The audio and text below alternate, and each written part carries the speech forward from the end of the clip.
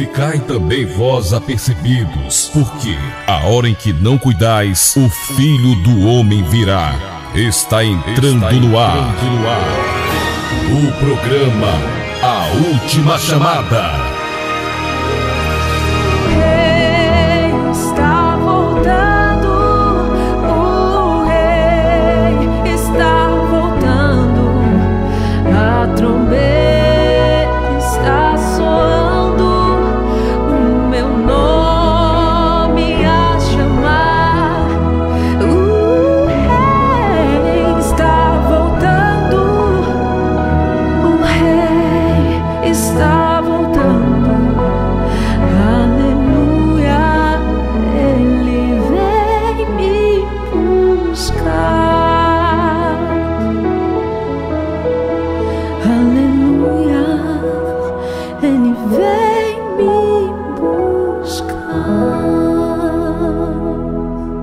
Boa noite, que a gloriosa graça e paz do Senhor Jesus alcance a vida da nossa querida audiência que nos acompanha pela frequência da 100.5, nossos ouvintes também que nos acompanham pelo site e você que está aí no canal do YouTube, que nos acompanha pelo RBT Plus, que vai nos acompanhar, que a gloriosa graça e paz do Senhor Jesus alcance a sua vida, a sua casa e graças a Deus mais uma quinta-feira o Senhor nos dá essa possibilidade de estarmos aqui reunidos através da frequência de rádio, através da internet, para estarmos aqui buscando conhecer e entender aquilo que Deus quer para nós nesse tempo tão difícil, né, que a humanidade tem vivido. Então, a gente louva a Deus por essa oportunidade que Deus nos dá, né, nesse oceano de heresias, de escândalos, de aberrações, de maldade,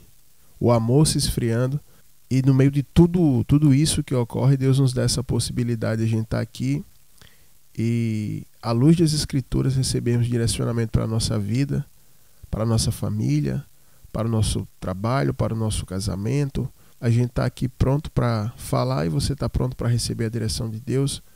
E é como muitos têm dito, né, esse programa tem sido culto em nosso lar e nós louvamos a Deus por isso. Mas antes de iniciarmos, eu quero aqui convidar você para a gente estar orando. Você que pode, obviamente, né? Porque eu sei que tem pessoas que estão trabalhando agora.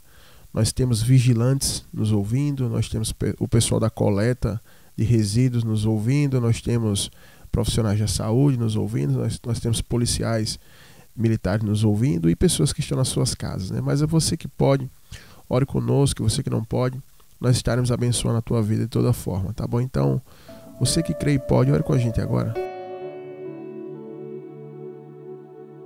Senhor meu Deus e meu Pai, nós estamos aqui diante do Senhor, Pai, diante da Tua majestade, do Teu poder, Pai, da Tua glória, e sabendo que nós somos pequenos, nós somos feitos de pó, de cinza, Pai. Nossa estrutura é essa, como está escrito na Tua palavra, e nós estamos aqui diante do Senhor para colocar a nossa vida, Senhor, apresentar a nossa vida ao Senhor, apresentar essa programação ao Senhor e suplicar, meu Deus, a Tua ajuda, o Teu favor, porque nós somos como um bebê que precisa da mãe todos os dias, que precisa da sua mãe, que precisa, Pai, dos cuidados, Pai, maternos. E o Senhor, Pai, é como se fosse a nossa mãe, Deus, que cuida da gente, que a gente precisa, Pai, constantemente do Senhor, Pai. Porque por mais que a gente se ache sábio, entendido, e que a gente pense que a gente sabe os caminhos, Pai, na verdade, a Tua palavra diz que são caminhos de morte, Pai. E nós queremos ser conduzidos pelo Teu Espírito, ser guiados pelo Teu Espírito. Nós não queremos fazer, Pai, a nossa própria vontade. Nós queremos aqui nessa programação ouvir a Tua voz hoje, Pai, ser direcionado, instruído. E que o Senhor, meu Deus, possa falar com a gente, que o Senhor possa, meu Deus, nos guiar. Que o Senhor possa, meu Deus, conduzir a nossa vida, Pai. Que o Senhor possa, meu Deus, aqui entrar com intervenção na vida deste homem, desta mulher, que precisa, Pai, da Tua ajuda, Pai. E que o Senhor venha fazer aquilo que seja melhor para nós, Pai. Aquilo que seja o melhor para mim, o melhor para os Teus servos, Pai. Que o Senhor venha nos ajudar, Pai. Contempla cada um de nós, Pai. Contempla as nossas lutas, Pai. Contempla, meu Deus, as aflições que temos enfrentado, Pai. Que Teu povo tem enfrentado, Pai. Contempla esse homem, essa mulher, Pai. que já não sabe mais como falar para o Senhor a sua causa, Pai. Mas a tua palavra diz que o teu Espírito, Pai, intercede por nós com gemidos inexprimíveis, Pai, porque nós não sabemos orar, Senhor, como convém. Então nós te pedimos essa hora, Pai, nos ajuda, Pai, tem misericórdia de nós, Senhor, nos socorre, Pai, vem ao nosso encontro, Pai, olha a nossa fraqueza, a nossa estrutura, Pai, como precisamos do Senhor, Pai. Desbarata, Pai, os nossos adversários, Pai, com o teu poder, com a tua força, Pai, e protege a nós, Pai, o teu povo, Pai, os teus servos, Pai. Toma conta dessa programação. Ao abrir da boca, Pai, daquele que ministra, que o Senhor possa falar com muitas pessoas, Pai. Que o Senhor possa, meu Deus, quebrantar os corações, libertar. Que o Senhor possa liberar decretos de vitória, Pai, sobre a vida do teu povo, Pai. E que todo o poder, Pai, do maligno, Pai, que se ergue, que se estrutura, Deus, para causar a aflição, a derrota, Pai.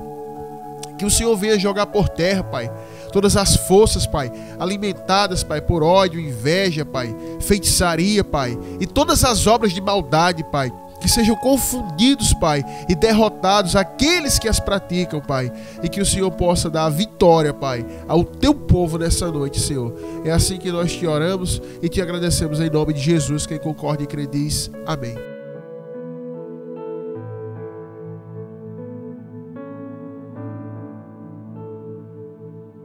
Amém, glória a Deus. Eu quero aqui deixar aquela reflexão que eu sempre tenho trazido ao coração daqueles que ouvem. E 2 Crônicas, capítulo 15, eu quero ler 3 versículos, que é o 5, 6 e o 7, que diz assim: naqueles tempos não havia paz, nem para os que saíam, nem para os que entravam, mas muitas perturbações sobre todos os habitantes daquelas terras, porque nação contra nação e cidade contra cidade se despedaçavam, pois Deus os conturbou com toda sorte de angústia. Mas sede fortes e não desfaleça as vossas mãos, porque a vossa obra terá recompensa. Amém? Isso aqui foi o período do reinado de Asa, do rei Asa. E era um período que, diz a palavra, que o povo havia abandonado o Deus vivo e que o povo vivia totalmente distante dele. E a consequência de uma sociedade, de uma nação que vive distante de Deus é o caos. O caos ético, moral, né? A violência se espalha, a miséria, a angústia, as perturbações, né? E era o que acontecia aqui nessa época. E o rei Asa assume o reinado num período muito difícil. E ele tenta implementar reformas ali e reconduzir o povo de volta a Deus. Onde nós lemos aqui, fala que as pessoas não tinham paz, nem quem entrava, nem quem saía. Toda a região era perturbada, era um tempo terrível, e diz que nação contra nação se despedaçavam. Era terrível. Mas só que no meio de tudo isso, há uma palavra de Deus estimulativa que eu quero trazer para vocês, que é no verso 7, que diz assim: mas sede fortes e não desfaleça as vossas mãos, porque a vossa obra terá recompensa. Então, dentro de todo aquele cenário, haviam homens que estavam tentando modificar aquele status, tentando modificar aquela situação, dentro de um cenário catastrófico, difícil. E Deus expressando aqui que havia o caos, que havia destruição. E aí ele fala: mas, né? Ou seja, contudo, diante de tudo isso que vocês estão vendo, não desfaleça as vossas mãos. Sejam fortes, porque a vossa obra terá uma recompensa.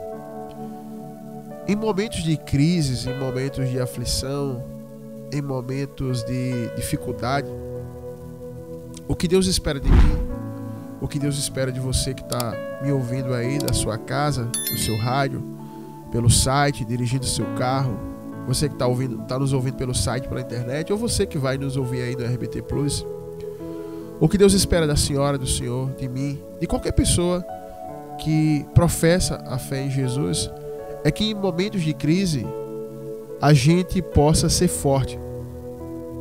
E isso é até paradoxal, porque a crise leva a diversas perturbações, como aqui está escrito, E a tendência é que no meio das perturbações, do caos, a gente se enfraqueça. E aqui Deus está dizendo, mas sejam fortes. E parece até que Deus pede coisas que são impossíveis para nós, né? Parece que Deus ele faz pedidos para mim e para você que são impossíveis de atingir. O provérbio vai dizer que se te demonstrares fraco no dia da angústia, da adversidade, é porque tua força é pouca, né? Esse provérbio até corrobora com isso aqui, com essa afirmação de Deus. Porque a Bíblia, a palavra de Deus, ela não se contradiz. Então a gente fica diante de um cenário como esse, pensando assim, como é que eu vou encontrar força? Você talvez possa estar passando por uma situação na sua casa, no seu trabalho, na sua família, na sua igreja, não sei, até de saúde, que você pensa assim, como eu vou encontrar força? Como é que eu vou achar força nisso daí? Porque de fato, nós temos vivido um tempo semelhante ao de Asa, né? No nosso país e até no mundo. Um tempo de perturbações, de guerras, um tempo que as nações se levantam umas contra as outras, um tempo que se a tua nação, o teu país, o nosso país, que é o caso do Brasil, não está em guerra, mas existem guerras dentro das famílias, dentro das igrejas, dentro das repartições de trabalho. Existe uma guerra nas ruas, onde as pessoas assassinam a sangue frio outra pessoa por causa de um aparelho de celular, né? Então existem guerras, existem situações catastróficas. E muitas pessoas que me escutam, que falam até comigo, tem pessoas que não saem mais na rua porque tem medo, se trancaram, com medo das coisas que têm acontecido. Tem pessoas que estão tomando remédios controlados, com medo daquilo que vai vir sobre o mundo, porque assiste os jornais.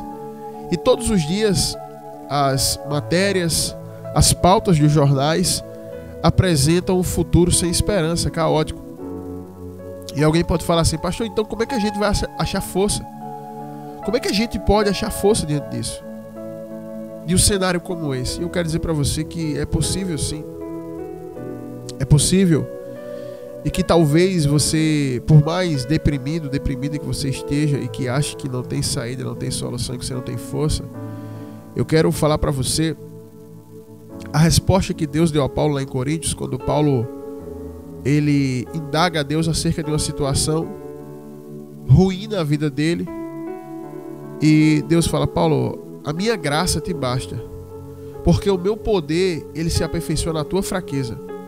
Em outras palavras, o que eu quero dizer para você é que o poder de Deus ele não pode ser aperfeiçoado numa pessoa que se acha forte ou que demonstra algum tipo de força. Porque Deus se faz forte para com aqueles que creem nele, que esperam nele e que dizem, Senhor, nós não temos saída, como foi Josafá. Josafá apresenta o cenário de guerra e ele como rei deveria ir à guerra e colocar seu exército em guerra. Só que lá em Crônicas ele vai falar que ele vai buscar a Deus e apresenta a situação dele quando ele diz, Senhor, não tem força para a gente resistir, não tem como a gente lutar. Mas a gente crê no Senhor, a gente está com os olhos fixos para o Senhor, e aí Deus vai e se mostra forte para com Josafá.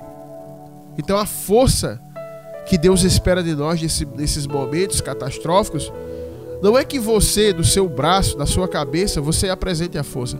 A força que Deus espera de mim e de você é que a gente creia, que a gente confie nele completamente. E quando eu falo crer e confiar, não é crer e confiar, falar assim, eu creio, eu confio. Como o pai daquele jovem lá de Mateus 17, que ele fala, Senhor, eu creio, mas ao mesmo tempo ele diz, porém me ajuda na minha pouca fé. Então ele não cria. Porque a questão do crer com Deus, ou você crê ou você não crê. Não existe um meio termo, não existe uma situação que você fica no meio do caminho. E Asa, aqui, nesse caso, né, a gente leu, ele acreditou em Deus. É tanto que depois ele vai para uma batalha, ele entra para lutar, e ele vai pelejar, e Deus entra com ele dentro de uma batalha que não tinha chance de ele ganhar. Então, quando você fala que você crê, é você continuar posicionado na sua fé, de acordo com aquilo que as Escrituras dizem. Isso é demonstrar força para com Deus. E é muito paradoxal, porque a força que Deus espera de nós é a fé, sabe? Só que quando a gente olha para o nosso exterior, a gente às vezes não tem a força financeira para resolver a situação, não tem a força bélica para resolver a guerra, a gente não tem a força para mudar o status da situação familiar, a gente não tem aquela força. E ele diz assim: se eu sou fraco, como é que eu vou mostrar a força? Mas a força que Deus quer é a fé. E por meio da tua fé, Deus vai se demonstrar forte e essa situação vai ser resolvida. Se você olhar, a Bíblia inteira vai relatar esses casos. Ou você acha que Moisés era forte? Você acha que todo aquele poder que foi realizado ali, você acha que veio de Moisés? Você acha que aquelas pragas caíram porque Moisés era forte? Você acha que aqueles sinais foram operados porque Moisés era forte? Não. Todo aquele poder vinha de Deus. Se você reparar, Moisés inclusive era até um homem fraco e tinha até dificuldade de comunicação. Então, um homem que ia liderar a nação no meio de um deserto, ele tinha dificuldade de comunicação. Olha só. Mas só que Moisés cria. Moisés acreditava. Enquanto a nação entrava em desespero, Moisés tinha fé. E o que Deus quer de mim e de você dentro dessa situação é que a gente tenha fé, que a gente continue, porque a nossa obra vai ter uma recompensa. É só isso que Deus quer. Porque seria muito fácil, né? Hoje tudo está dando certo para todos. Obviamente todo mundo vai crer. Mas é nos momentos de conturbações como esse aqui, onde as pessoas desfalecem na fé, viram as costas para Deus, deixam de crer, deixam de viver a fé, deixam de praticar aquilo que está escrito, e você continua acreditando. São nesses momentos que vai ficar definido quem crê e quem não crê. Eu me lembro que quando eu fui congregar na segunda igreja que eu congreguei quando eu tinha me convertido ao Senhor Jesus, acho que foi no ano 2007 essa segunda igreja, e quando eu cheguei ali, muitas pessoas tinham abandonado o pastor, que era o meu pastor, saíram da igreja, e agora tinha só um grupo de senhoras e tinha um único jovem naquela igreja. E quando eu cheguei ali, dentro daquele cenário, eu estava com fôlego, vamos dizer assim, renovado, porque eu vim de outra igreja e eu desejava trabalhar, e naquela igreja eu não tinha muito espaço para trabalhar, para fazer a obra. Então eu vim com um fôlego novo, trazendo ânimo para o resto da igreja, e logo comecei a evangelizar, comecei a fazer a obra naquele local, e recebi minha primeira oportunidade na vida para pregar num culto de domingo. E o primeiro culto de domingo que eu preguei, sendo um jovem, 10 pessoas se converteram. E aquelas 10 pessoas que se converteram, abriu só o espaço para um tempo novo naquela igreja, e ali começou a se converter pessoas constantemente. Deus, ele derramou a graça através do que a gente fez ali. A gente fez um propósito de 90 dias de oração, eu e um jovem que eu ganhei para Jesus, e começamos ali vários trabalhos naquela igreja. E um local que estava esquecido, que estava apagado do mapa espiritual, Deus, ele derramou uma graça e trouxe algo novo. E ali eu vi meu pastor feliz, a esposa dele feliz, a igreja crescendo. E de um grupo que só tinha um jovem que já estava lá e um que eu trouxe, no caso 3, nós no primeiro ano fizemos um culto de ação de graças, né, como chamava lá, uma festividade, e tinha mais de 60 jovens, né? E naquela época ali, todo mundo acreditava em tudo, todo mundo cria em tudo, todo mundo acreditava, todo mundo tinha uma fé, vamos dizer assim, para frente, uma fé forte, né? Então todo mundo se demonstrava forte na sua fé para com Deus. Mas num cenário como esse, eu digo para vocês que é muito fácil a gente acreditar nas coisas, porque tem cenários assim que Deus derramou uma graça tão grande que até o que é para dar errado dá certo. Então assim, todo mundo crê, até quem é ateu acho que vira crente. E ali naquele cenário havia muita euforia, muita alegria, muito trabalho da parte de todos, porque todo mundo cria. E quando todo mundo crê, a força é muito grande. Só que todo período, seja bom ou ruim, é passageiro. E passando os anos, aquilo ali começou a passar, como tudo passa na vida. E ali, depois que passa, que as lutas vêm, que as dificuldades vêm, as pessoas começaram a deixar de crer. As pessoas não criam mais. E muitos daqueles mais 60 jovens viraram as costas para o Senhor, voltaram para a vida que viviam. Adultos também viraram as costas para o Senhor. E todo mundo foi deixando de crer. E agora chegou a hora das pessoas que ficaram dentro do cenário para continuar acreditando com todo cenário diferente, contrário, né? Porque a gente tem que ser provado nas duas situações. Há quem pense que a prova, que ser provado, é só você viver dificuldades. A prova também é você viver experiências de vitória. Davi se saiu muito bem na dificuldade quando vivia no deserto, fugindo de Saul. E Davi se saiu muito mal quando virou rei e tinha poder. Então Davi passou na prova do deserto, mas foi reprovado na prova do palácio. Então, a gente vai viver esses momentos na vida da gente. E naquele momento ali, muitas pessoas deixaram de crer. E ficamos nós ali e um irmão da igreja falou, ele fez: agora é a hora de separar homens de meninos, né? Crentes de incrédulos. E aquilo ali que ele falou foi interessante, e ele ministrou e falou assim: adorar quando a gente está sentindo alegria e tendo várias sensações boas é fácil. Quero ver adorar agora sem sentir nada. E aquilo ali foi uma experiência para mim muito interessante, porque a gente estava acostumado a fazer cultos fantásticos, maravilhosos, o louvor era uma bênção. E teve um momento de você fazer ali, tá ali louvando, e as pessoas nem quererem levantar da cadeira. E graças a Deus eu vivi essa experiência no começo da fé, e ali eu pude compreender isso.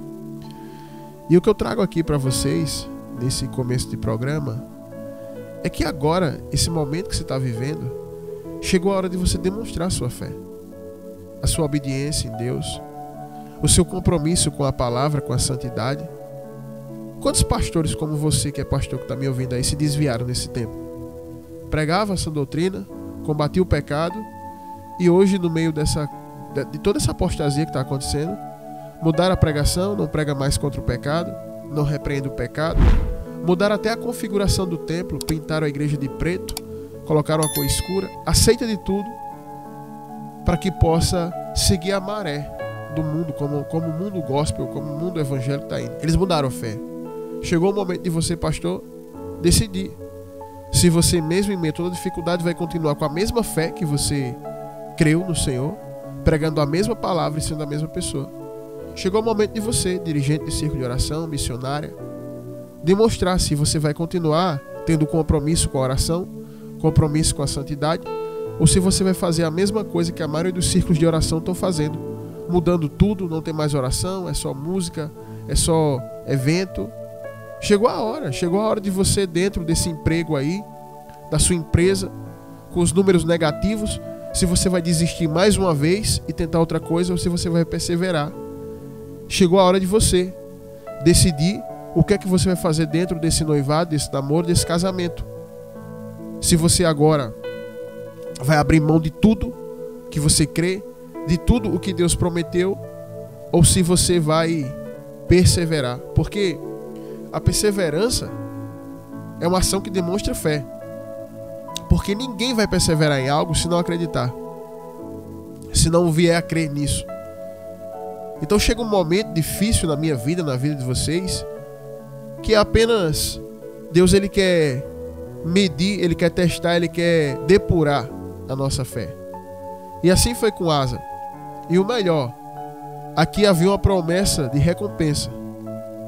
E eu acredito que não só para Asa, eu acredito que Deus não mudou esse pensamento que ele tem. Eu acredito que há uma recompensa para com todos aqueles que se demonstram fortes e não param de fazer a obra. E a obra pode ser em qualquer lugar. Você tem que ser a mesma pessoa. Ontem eu conversava com a irmã e falava assim para ela, eu fiz: irmã, se você reparar, eu sou a mesma pessoa. A mesma pessoa de quando você me conheceu lá há quase 20 anos atrás. Eu prego a mesma coisa, eu vivo a mesma fé, eu faço a mesma atividade e continuo crendo, mesmo dentro de cenários difíceis. Eu não mudei nada. Agora, a senhora, irmã, a senhora mudou. A senhora não tem a mesma fé, a senhora não tem a mesma pregação, a senhora não tem a mesma conduta, a senhora não se importa com as almas mais, a senhora não se importa com a obra, a senhora é outra pessoa, a senhora não pode nem ser chamada de crente. E vocês sabem que eu digo mesmo, né? Mas a minha fé é a mesma, irmã. Se a senhora for provar, é a mesma fé. Eu só estou mais velho e um pouco mais maduro. Mas é nessas horas que Deus quer saber quem a gente é. Nessa hora que eu e você, a gente vai mostrar quem é.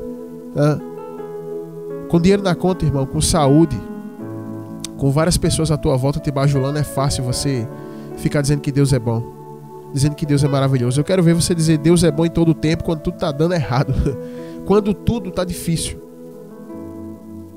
Infelizmente, muitos pregadores saíram o mundo afora pregando uma fé que não existe. A Bíblia deles foi apagada, aquele versículo que Jesus fala lá no Evangelho de João: no mundo tereis aflições, tereis tribulações, mas tende bom ânimo, porque eu venci o mundo. Da Bíblia dessas pessoas foi apagado isso daí. Mas na minha Bíblia está escrito isso aqui: que Deus ainda deseja que homens e mulheres, no tempo da angústia, se demonstrem fortes, creiam nele, para que o poder de Deus se aperfeiçoe na nossa fraqueza externa, na nossa fraqueza física, financeira, na nossa fraqueza psicológica. Sabe? A gente tem essa fraqueza aqui nesse vaso de barro, mas que dentro de nós, no nosso espírito, a gente esteja crendo em Deus, crendo que Ele vai fazer, crendo que Ele vai mudar. É essa fé que o diabo treme diante de uma pessoa, de um homem e de uma mulher que serve a Deus. Eu vejo pregadores desse meio evangélico, passadores de sacola, pregando uma fé triunfalista e dizendo que o diabo está tremendo. O diabo não treme diante disso. O diabo treme diante de um homem e de uma mulher de Deus que tem fé. E nessa breve reflexão, eu te exorto a isso. Não desista, não volte atrás, porque nada você vai ganhar tendo voltado atrás, porque você já chegou muito longe, e se você voltar atrás agora, você vai ter o mesmo destino daquelas pessoas que tentaram voltar para o Egito. Então essa é a reflexão que eu tenho para deixar, para abençoar a tua vida. Vou ler só o verso 7 aqui, só para você guardar essa palavra no teu coração. Deus falando: mas sede fortes e não desfaleça as vossas mãos, porque a vossa obra terá recompensa. E eu encerro aqui essa reflexão dizendo o seguinte: a recompensa de Deus está vindo para a tua vida. Ele tá vendo, Ele tem visto tudo que você tem passado, a luta que tem sido para você continuar, e a recompensa já está no seu caminho, e você vai glorificar o nome do Senhor, e você vai voltar a rir, e prepare um cântico novo para adorar a Deus, porque Deus vai dar vitória. Amém, queridos? Deixa só eu trazer aqui os meus agradecimentos aos ofertantes, né? Antes da gente passar aqui para o quadro Socorro Vem do Alto. Para você que nos ouve pela primeira vez, esse aqui é o programa Última Chamada, exibido aqui na 100.5 toda quinta-feira. Exibimos pela rádio, pelo site, e temos o nosso canal no YouTube, que a programação é gravada e a gente extrai e coloca lá no nosso canal do YouTube para que você possa acompanhar. O canal do YouTube é o RBT Plus. Você coloca aí R de rato, B de bola e T de tatu no buscador RBT Plus, e a primeira opção que aparecer aí você se inscreve e já vai estar acompanhando toda a nossa programação.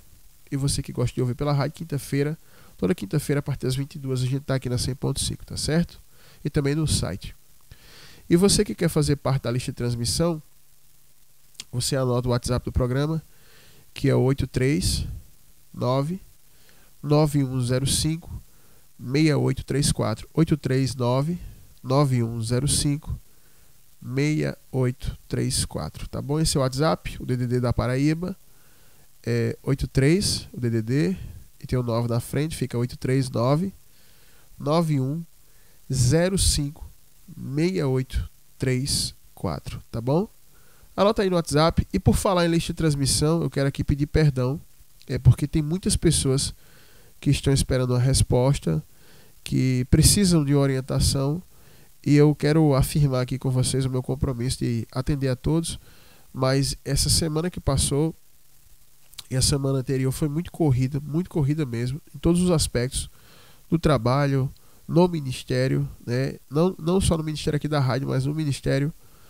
E eu tenho muitas pessoas lá que eu já visualizei o seu áudio, que eu já ouvi o seu áudio, que eu já visualizei o seu recado, porém eu ainda não respondi, porque eu não vou colocar qualquer coisa lá. Não vou colocar, por exemplo, amém, irmã, tenha fé, amém, meu irmão, Deus vai dar vitória. Eu não vou colocar isso. Eu quero conversar com você, eu quero te orientar, eu quero abrir a Bíblia e quero te dar um conselho segundo a palavra de Deus, tá bom? Então, por favor, peço a você que tenha paciência, não fique chateado, tá bom?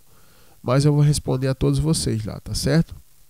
E eu quero aqui fazer o meu agradecimento, como eu disse, aos ofertantes, porque o nosso programa ele não tem patrocínio, ele não tem comercial e o nosso horário aqui é pago na 100.5 com a oferta dos ouvintes.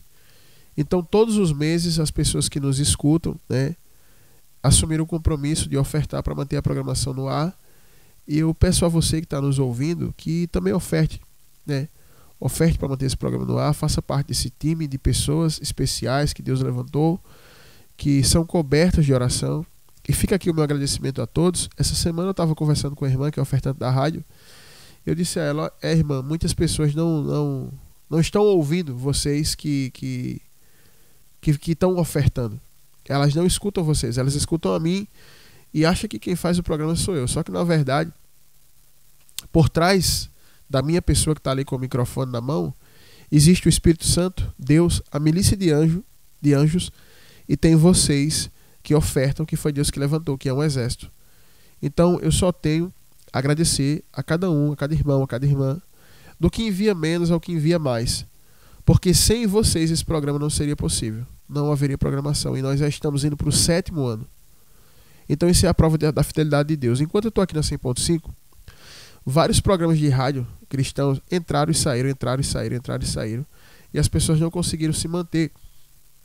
Pastores, irmãos, pediam oferta, conseguia comercial, mas não se mantinham. E a nossa programação aqui está batendo um recorde aqui. Nós estamos indo para o 7º ano aqui nessa rádio. E não tem sido mantido com dízimo e oferta da congregação que eu pastorei, porque a congregação é pequena. Especialmente agora que a gente está se mudando, né? Está avançando para outros campos. E agora que a oferta ainda é menos. Então, quem mantém exclusivamente a rádio são os ouvintes. E o que a gente faz aqui, o que a gente ministra aqui é a prova da fidelidade do povo de Deus. Tem muita gente que fala, hoje não tem mais crente de verdade, os crentes são infiéis, picaretas, e não tem palavra. Eu posso dizer o contrário. Eu falo, ainda existe crente de verdade, ainda existe pessoas fiéis, ainda existem homens e mulheres de palavra, de compromisso, e homens e mulheres que têm responsabilidade com a obra, independente da placa, porque aqui eu tenho pessoas de várias denominações que ofertam, inclusive eu tenho pessoas aqui que ofertam para manter o programa, que nem é crente, que nem entregou a vida para Jesus ainda, mas a palavra tem abençoado a sua casa. Então eu só tenho a agradecer. Fica aqui o meu agradecimento e o meu pedido a você que está ouvindo, que você também se torne ofertante. Se o programa abençoa a tua vida e a tua casa, nada mais justo do que você abençoar de volta, tá bom? Você que está nos ouvindo pela rádio, você que ouve pelo YouTube, você que está ouvindo pela rádio, você pode fazer a tua oferta pelo WhatsApp que eu te passei de programa, que é 839-9105-6834. Esse WhatsApp do programa, ele é a chave Pix, você pode utilizar ele, 839-9105-6834. Entendeu? Esse WhatsApp, você que está ouvindo pela rádio pode fazer por aí, pelo site. E você que está no YouTube é mais fácil ainda. É só você pegar aí o teu aplicativo de banco e você abrir lá no Pix e colocar o scanner e escanear esse QR Code que está aí no canto da tela e você pode fazer a tua oferta e estar abençoando também a programação, tá bom? Então, fica aqui o meu agradecimento a todos vocês. Louvo a Deus pela vida de cada um de vocês. E oro constantemente, não só eu, mas os obreiros da nossa congregação também oram pela vida de vocês, para que Deus possa os abençoar, primeiramente com saúde. A primeira coisa que eu peço para cada ofertante não é dinheiro, não é que Deus enche a tua casa de dinheiro. A primeira coisa que eu peço é saúde, porque não adianta nada você ter um carro, você ter uma boa casa, você ter até dinheiro e você não ter saúde. Para que você possa minimamente usufruir da sua vida aqui na terra, você precisa de saúde. Então a primeira coisa que eu peço para os nossos ofertantes é saúde. A minha oração, meu clamor é de saúde. Senhor, dá saúde a eles. E depois a gente pede para que Deus abra as portas para vocês. E eu tenho certeza que todos aqueles que têm sido fiéis, com coração sincero, Deus tem os abençoado. Tá certo? Então que vocês possam desfrutar da possibilidade de ser ofertantes na obra de Deus. Porque quando Deus conta com a gente para um propósito, para um projeto, isso aí não é algo penoso. Isso aí a gente deveria dizer assim, puxa, eu tô orgulhoso disso, porque Deus ele conta comigo para isso, e eu tenho a possibilidade de manter esse programa no ar, de ofertar e fazer parte, né? Então, muitos irmãos e irmãs aqui fazem parte. Eu agradeço a todos, abraço a todos essa noite, e peço a você que está ouvindo, querendo se tornar ofertante, que se torne, tá bom? Então anota o WhatsApp do programa, 839-9105-6834. E ele também é a chave Pix, você pode fazer a sua oferta. Se você não usa Pix, fale com a gente pelo WhatsApp, que o nosso motoboy vai buscar a oferta, seja aqui em João Pessoa, na região metropolitana. E se você mora mais longe, a gente pode te dar uma conta para você fazer um depósito pela lotérica, pelo banco, enfim, como você queira, tá bom? De maneira nenhuma você fica de fora dessa bênção, tá certo? Então vamos aqui dar prosseguimento à programação. Vamos passar aqui para o quadro Socorro Vem do Alto. Vamos avançar aqui, a gente vai soltar a vinheta, vai vir com a locução aqui. E em seguida a gente vem com a resposta para abençoar a tua vida, tá bom? Para aconselhar a sua vida, iluminar seus caminhos e resolver seus problemas, iniciamos agora o quadro O Socorro Vem do Alto. Paz do Senhor, pastor. Eu estou vivendo uma situação muito dolorosa no meu casamento e gostaria de pedir um direcionamento ao Senhor, pois vejo coerência bíblica e sinceridade no que o Senhor ministra na programação. Há 10 anos atrás, eu conheci meu esposo na igreja. Fazendo a obra, nós fazíamos parte do conjunto de jovens, a gente namorou, noivou e casou na presença de Deus, fazendo a obra junto. Faz 7 anos que sou casada, mas de 2 anos para cá, percebi meu marido mudando comigo. Porém, toda vez que eu ia conversar acerca dessa mudança, ele dizia que estava exausto do trabalho. Falava que era o estresse do dia a dia e que eu não entendia os sentimentos dele. O tempo foi se passando e ele foi se tornando um homem completamente diferente da pessoa que conheci. Me apaixonei e me casei, pois o que me atraía nele, além da postura como homem, era a postura de servo de Deus. Era o brilho de um homem temente ao Senhor, a conduta de um servo zeloso pela obra, compromissado com Deus, com o ministério e fervoroso em ganhar almas. Mas até isso mudou. Esse brilho foi se apagando completamente. Atualmente, quando ele não está trabalhando, está com o celular nas mãos. Quando não está com o celular nas mãos, está com os amigos jogando futebol. Toda essa mudança me fez suspeitar de que havia algo mais. Quando fui atrás, eu descobri traições. Constatei que ele está bebendo, vivendo como um homem mundano. Porém, quando fui indagar ele acerca dessas coisas, ele disse que está bem com Deus, mas o problema é comigo que não entendo ele. Falou que eu fiz ele se tornar assim por causa do meu jeito. Eu estou sem saber o que fazer. Continuo indo aos cultos com ele. Recebo oportunidade, canto e dou palavra. Ele continua como obreiro. Recebe oportunidade e ministrando. Mas quando voltamos para casa, tudo continua como está. Ele não toca no assunto, mas também não abandona o erro. Continua em pecado. Ele não me deixa de vez e nem sai do altar e da igreja. Diante de tudo isso, o que devo fazer, pastor? Amém. Tá aí a questão da nossa irmã, né? É mais um caso assim, né? A gente que está no meio da fé, servindo ao Senhor já há muitos anos, né? A gente pode observar, antes de abordar aqui todos os pontos aqui dessa questão, eu quero só fazer aqui abrir um parênteses aqui para falar isso. Em 21 anos de caminhada, praticamente, eu tenho visto uma como é que eu posso falar para você? Uma desvalorização do casamento, né? À medida que, vamos dizer assim, a sociedade progrediu, evoluiu em termos de tecnologia, no aspecto financeiro, muitos costumes que não eram comuns ao povo ocidental, né? Porque você sabe que o povo ocidental, as bases do Ocidente, elas são cristãs, são judaicas, e sempre houve no cristianismo e no judaísmo como base a valorização da família. E se há uma valorização da família, do clã, há uma valorização do casamento, porque é através do casamento que surge a família. Então, com o avanço tecnológico, com o crescimento tecnológico, a prosperidade, né, muitos conceitos foram difundidos, e creio eu que de maneira proposital, por pessoas que desejam destruir o cristianismo, como eu já vi palestras onde pessoas falam isso. E nesse tempo de caminhada, eu vi a desvalorização do casamento. Não que na minha época o casamento fosse totalmente valorizado, mas só que o que eu quero dizer é que havia mais valor do que há hoje. Então, a questão do casamento, ela perdeu completamente o sentido no tempo que a gente vive. Isso já acontecia no mundo, né? Quando a gente via celebridades que se casavam. Muitas celebridades, né, se casavam, faziam um casamento bastante caro. E tinha casos que 3 meses depois estavam separados, né?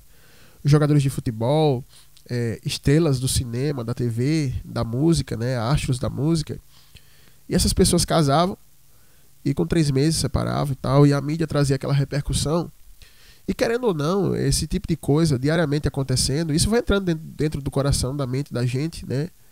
E muitos programas de TV com pautas falando sobre casamento, músicas que ridicularizavam o casamento, né? Falando que a vida de casado é bom, mas só perde para de solteiro. E aí, então entraram vários conceitos nas escolas, nos livros, na TV, na música, no cinema, na sociedade, que o casamento não era algo tão valoroso, né?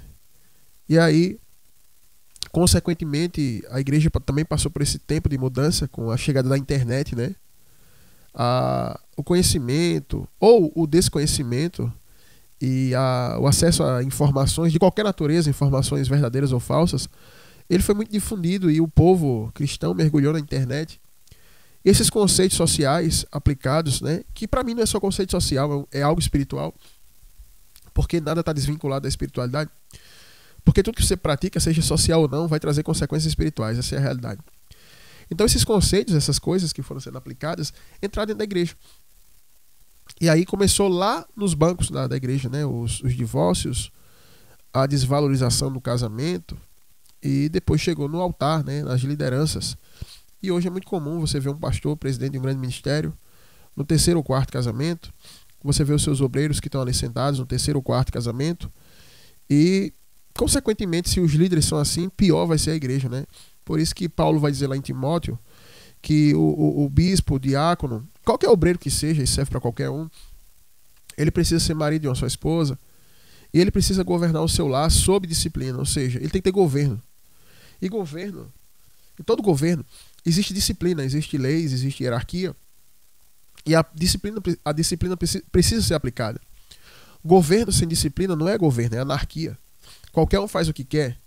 Então o governo precisa ter disciplina. O governo ele tem que trazer benefícios, mas o governo também tem que aplicar a disciplina.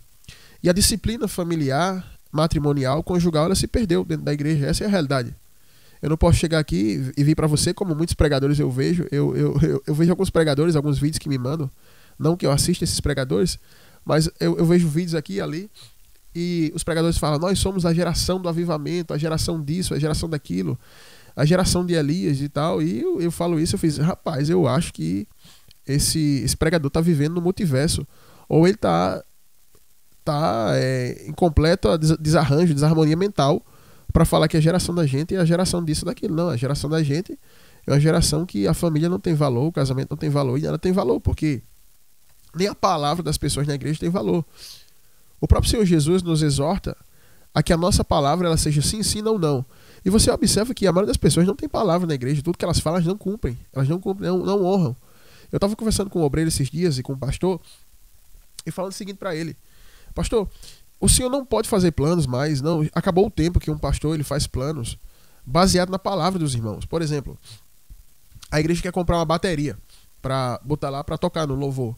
E aí o pastor fala, irmãos, a gente pode comprar uma bateria e tal, a bateria custa R$6.000, aí vai ficar X assim, eu quero contar aqui com esse grupo de irmãos aqui, amém? Posso contar? Os irmãos vão falar, amém, amém, pode contar com a gente. E aí quando chega o momento de pagar a bateria, cadê esse pessoal? Aí o pastor fala, irmão, tal, chega ali para conversar com ele, chega ali para falar com ele, com aquele irmão, com aquela irmã, e a pessoa na maior cara dura vai lá dizer, pastor, infelizmente eu fui pro salão, gastei o dinheiro, entendeu? Aí tive que ir pro lazer, eu fui na praia, eu gastei, eu não posso e tal. Então, as pessoas não têm palavra. Essa influência mundana entrou na igreja, influenciou tudo, casamento, a conduta das pessoas. E eu falei, vocês hoje não podem fazer nenhum tipo de projeto contando com ninguém da igreja.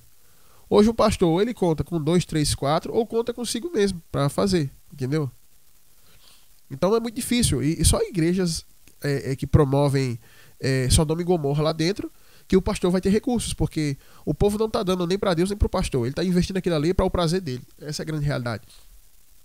Então, dentro desse conceito de casamento, ele foi totalmente perdido hoje.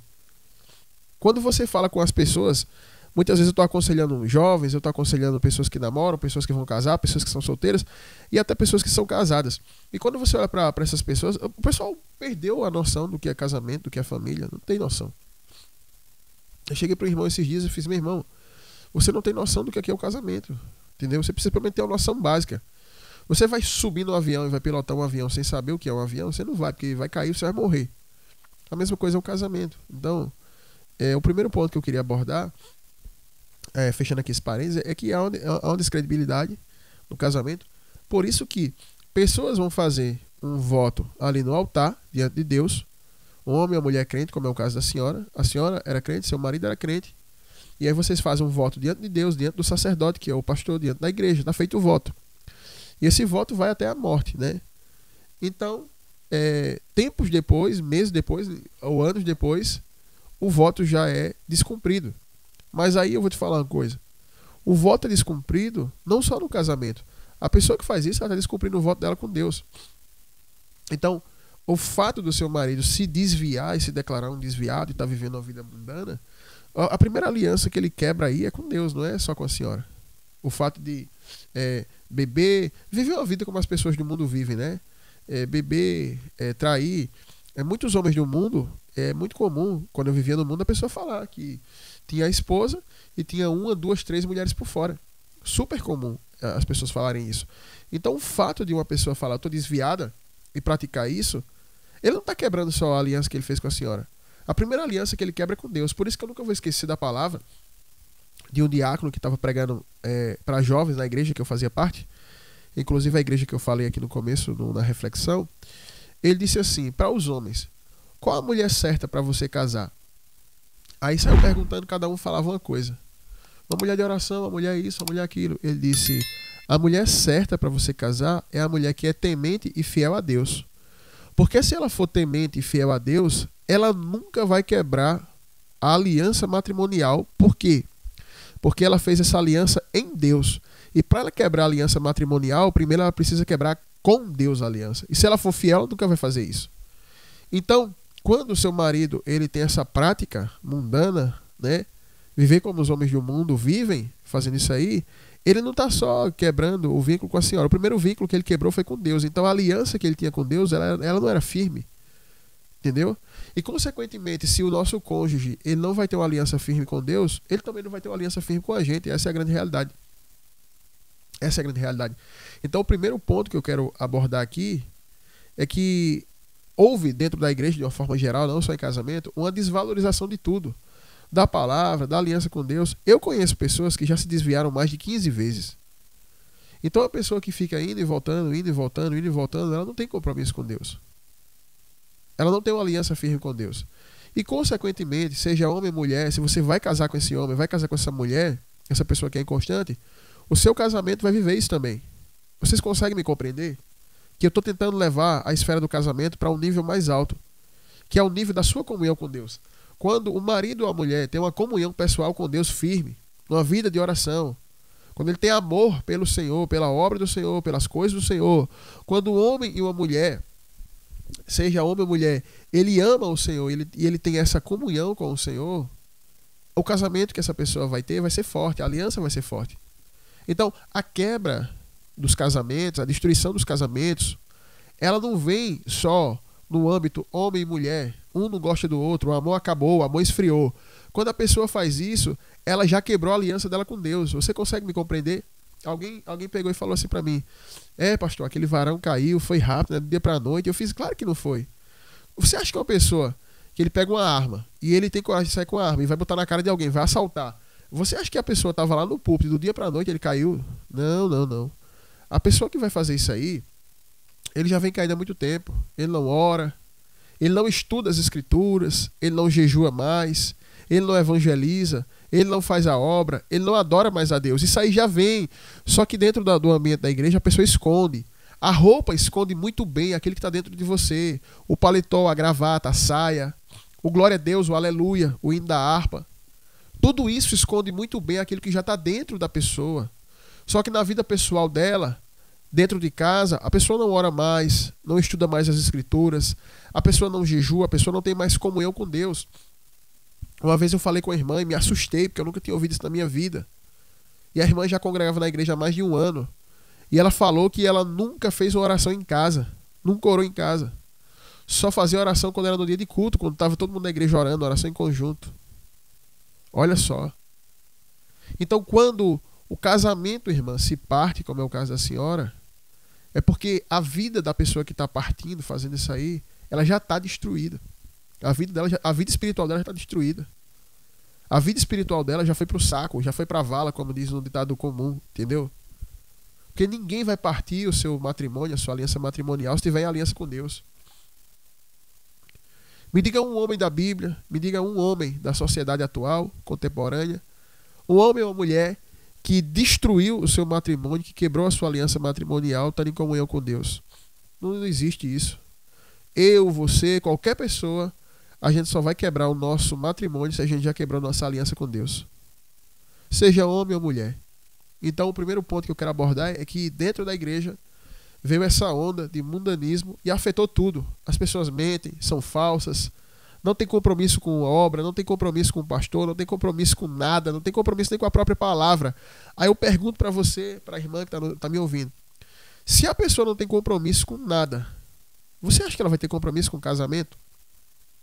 E cuidado para você que está me ouvindo, você não ser essa pessoa. Porque tudo que vai se degradar na vida da gente, seja financeiramente, matrimonialmente, tudo, até a saúde. Porque até uma pessoa que serve a Deus, ela cuida da saúde. Uma pessoa que serve a Deus não é um comilão que sai comendo tudo, tomando refrigerante, comendo todo tipo de comida que faz mal para ele. Uma pessoa que serve a Deus, ela não come isso. Porque ela tem consciência e sabe que glutonaria vai tirar ela do reino de Deus e que glutonaria é pecado. Então ela sabe dessas duas coisas. E sabe, em terceiro ponto, ela sabe que vai fazer mal a ela. Então, quando a gente perde completamente o nosso vínculo, a nossa ligação com Deus, a nossa vida desanda em todos os âmbitos. E aí, consequentemente, vai afetar o casamento, né? Então, o primeiro ponto que eu abordo é que, para que seu marido esteja fazendo tudo isso que está acontecendo no casamento, há muito tempo a vida dele com Deus vai sendo destruída. Só que aí, dentro da igreja, ele não demonstra. A senhora sabe o que ele é, porque está aí. Só que no domingo, quando a gravata vem pro pescoço, o paletó tá ali, dá para enganar todo mundo, entendeu? Então, o que está acontecendo aí não é uma questão meramente conjugal entre a senhora e ele. É uma questão que já vem da vida dele com Deus, e aí, mesmo que ele vá pro culto, mesmo que ele fique ali sentado na cadeira, dizendo glória a Deus, ou mesmo que ele vá pro altar ali, que ele suba ali no púlpito, dê uma palavra, e que às vezes a palavra até seja boa, fale com as pessoas, isso não significa que a vida espiritual dessa pessoa ela está em dia com Deus. Porque Deus quer de mim e de você a sinceridade do nosso íntimo, né? Então, o que está acontecendo aí é que a comunhão do seu marido com Deus, a vida dele com Deus já foi destruída. E que se o pastor de vocês ele for indagar, se o pastor ele for questionar a vida dele, e ele realmente for sincero e abrir a vida dele para o pastor, a vida espiritual, a senhora vai ver que muito antes dele fazer isso com a senhora, a vida dele já estava destruída, entendeu? Porque se ele se mantivesse em comunhão com Deus, jamais ele ia fazer isso. Jamais ele ia praticar isso. Jamais. Um homem que está em comunhão plena com Deus, ele não tem coragem de beber, de colocar álcool na boca dele, tampouco de se envolver com prostituição, com adultério, com essas coisas. Toda vez que a pessoa se envolve com isso, ela já está dominada pelo pecado, pela carne, e ela está distante de Deus. E se ela voltar para o Senhor, voltar a buscar a Deus, ela vai abominar isso. Porque, antes de pular para o segundo ponto, isso aqui é muito certo. Quando você está com Deus, você odeia o pecado. E quando você se afasta de Deus, você ama o pecado e odeia a Deus. É assim. Não tem como você estar em comunhão com Deus, pregando, fazendo a obra e estar vendo o pecado. Então o marido da senhora, em primeira instância, ele está desviado. Esse é o grande problema, entendeu? O problema não está entre a senhora e ele. Não é uma questão de desentendimento entre vocês. É uma questão de que ele está desviado. E por isso que ele rumou por esse caminho, ainda que externamente ele não demonstre isso. Esse é o primeiro ponto que eu quero abordar. E o segundo ponto que eu quero abordar é que o fato da prática que ele está tendo, e ele não querer deixar a senhora, não querer sair, não querer sair desse casamento e querer continuar, isso é uma situação que a Bíblia em nenhum lugar ela vai submeter a senhora a isso. Por quê? Presta atenção. O casamento, ele existe enquanto aquilo que a Bíblia fala sobre casamento é praticado. É uma aliança. Aliança, escuta isso aqui. Aliança significa contrato. E se nas cláusulas desse contrato, que é o casamento, que é a aliança, fala isso, isso e aquilo, e se um desses isso e aquilo deixar de ser cumprido, o casamento não existe. Então, a senhora hoje não tem um casamento com ele. E ele não tem um casamento com a senhora. Não existe um casamento. Ainda que haja uma aparência de vocês dois de irem para a igreja juntos, chegarem no mesmo carro e tá ali, mas não existe um casamento. E outra coisa que eu falo, muitos homens que estão no altar da igreja, se as suas esposas não aceitassem essa situação, não existiria mais casamento. Não existiria mais casamento. Entendeu? Mas muitas mulheres aceitam o marido, tem até um cantor famoso que hora ou outra ele está envolvido nisso. A mulher aceita por causa da questão financeira. Ela não quer perder a vida boa que os dízimos e as ofertas dão para ela. Então ela fica calada e o escândalo do marido estoura e ela fala, eu estou com meu marido, eu acredito nele, ele é fiel. Só que na realidade ela está fazendo isso aí para não perder a vida boa. Então não se sabe o que o seu marido não quer perder, né? Mas o fato de vocês continuarem assim indo juntos para a igreja e a senhora está vivendo tudo isso dentro da sua vida particular com ele, não existe mais casamento. Então, se não existe mais casamento, a senhora não é obrigada a continuar com ele. No entanto, a senhora pode optar pela situação de estar orando, buscar a Deus, acreditando na restauração do seu marido, para que seja, como é que eu posso falar, reatado os votos de casamento, aliança. Como lá na igreja teve um varão, estava desviado, a sua esposa veio para a igreja e começou a congregar ali, e eu orei com ela, orei sozinho também, e preguei para o marido dela, e ele voltou para Jesus. E quando ele voltou para Jesus, eles propuseram reatar os votos ali diante do altar, né? É quase como se fosse um novo casamento. E ali eles reataram a aliança deles, porque eles entendiam que anteriormente a prática que existia não estava havendo casamento dentro daquilo ali. Então hoje, quando ele fala de permanecer com a senhora no casamento, isso não existe. Não existe casamento entre vocês. Porque dentro do casamento, dentro do matrimônio, existe uma aliança. E se essa aliança é quebrada, isso não está havendo casamento, né? Então a gente precisa compreender isso. A gente precisa entender isso daí. Porque até esses conceitos agora se desvalorizaram. Eu não sei se já é admitido aqui no Brasil, mas eu tava vendo as matérias que tem pessoas que vivem em trisal. É tipo assim, 2 mulheres com um homem, 2 homens com uma mulher, e eles vivem isso. E com o passar do tempo, pode ter certeza que isso vai se normalizar. E aí eu faço uma pergunta para vocês. Vocês acham difícil de chegar na igreja? Não é difícil. Então, esse segundo ponto aí, a senhora não é obrigada a viver isso. A senhora não é obrigada a viver essa situação. A Bíblia vai dizer em 1 Coríntios capítulo 7, Paulo dá conselho sobre casamento, só que Paulo não era casado. Sabe? Então eu vejo muitas pessoas falando assim, você não pode aconselhar, fulano não pode falar sobre casamento, porque não é casado, não tem família. Não existe isso. Isso não existe. Deixa eu só abrir esse parênteses aqui. Se fosse assim, Timóteo não podia tomar conta de igreja, porque Timóteo não era casado. Paulo não era casado.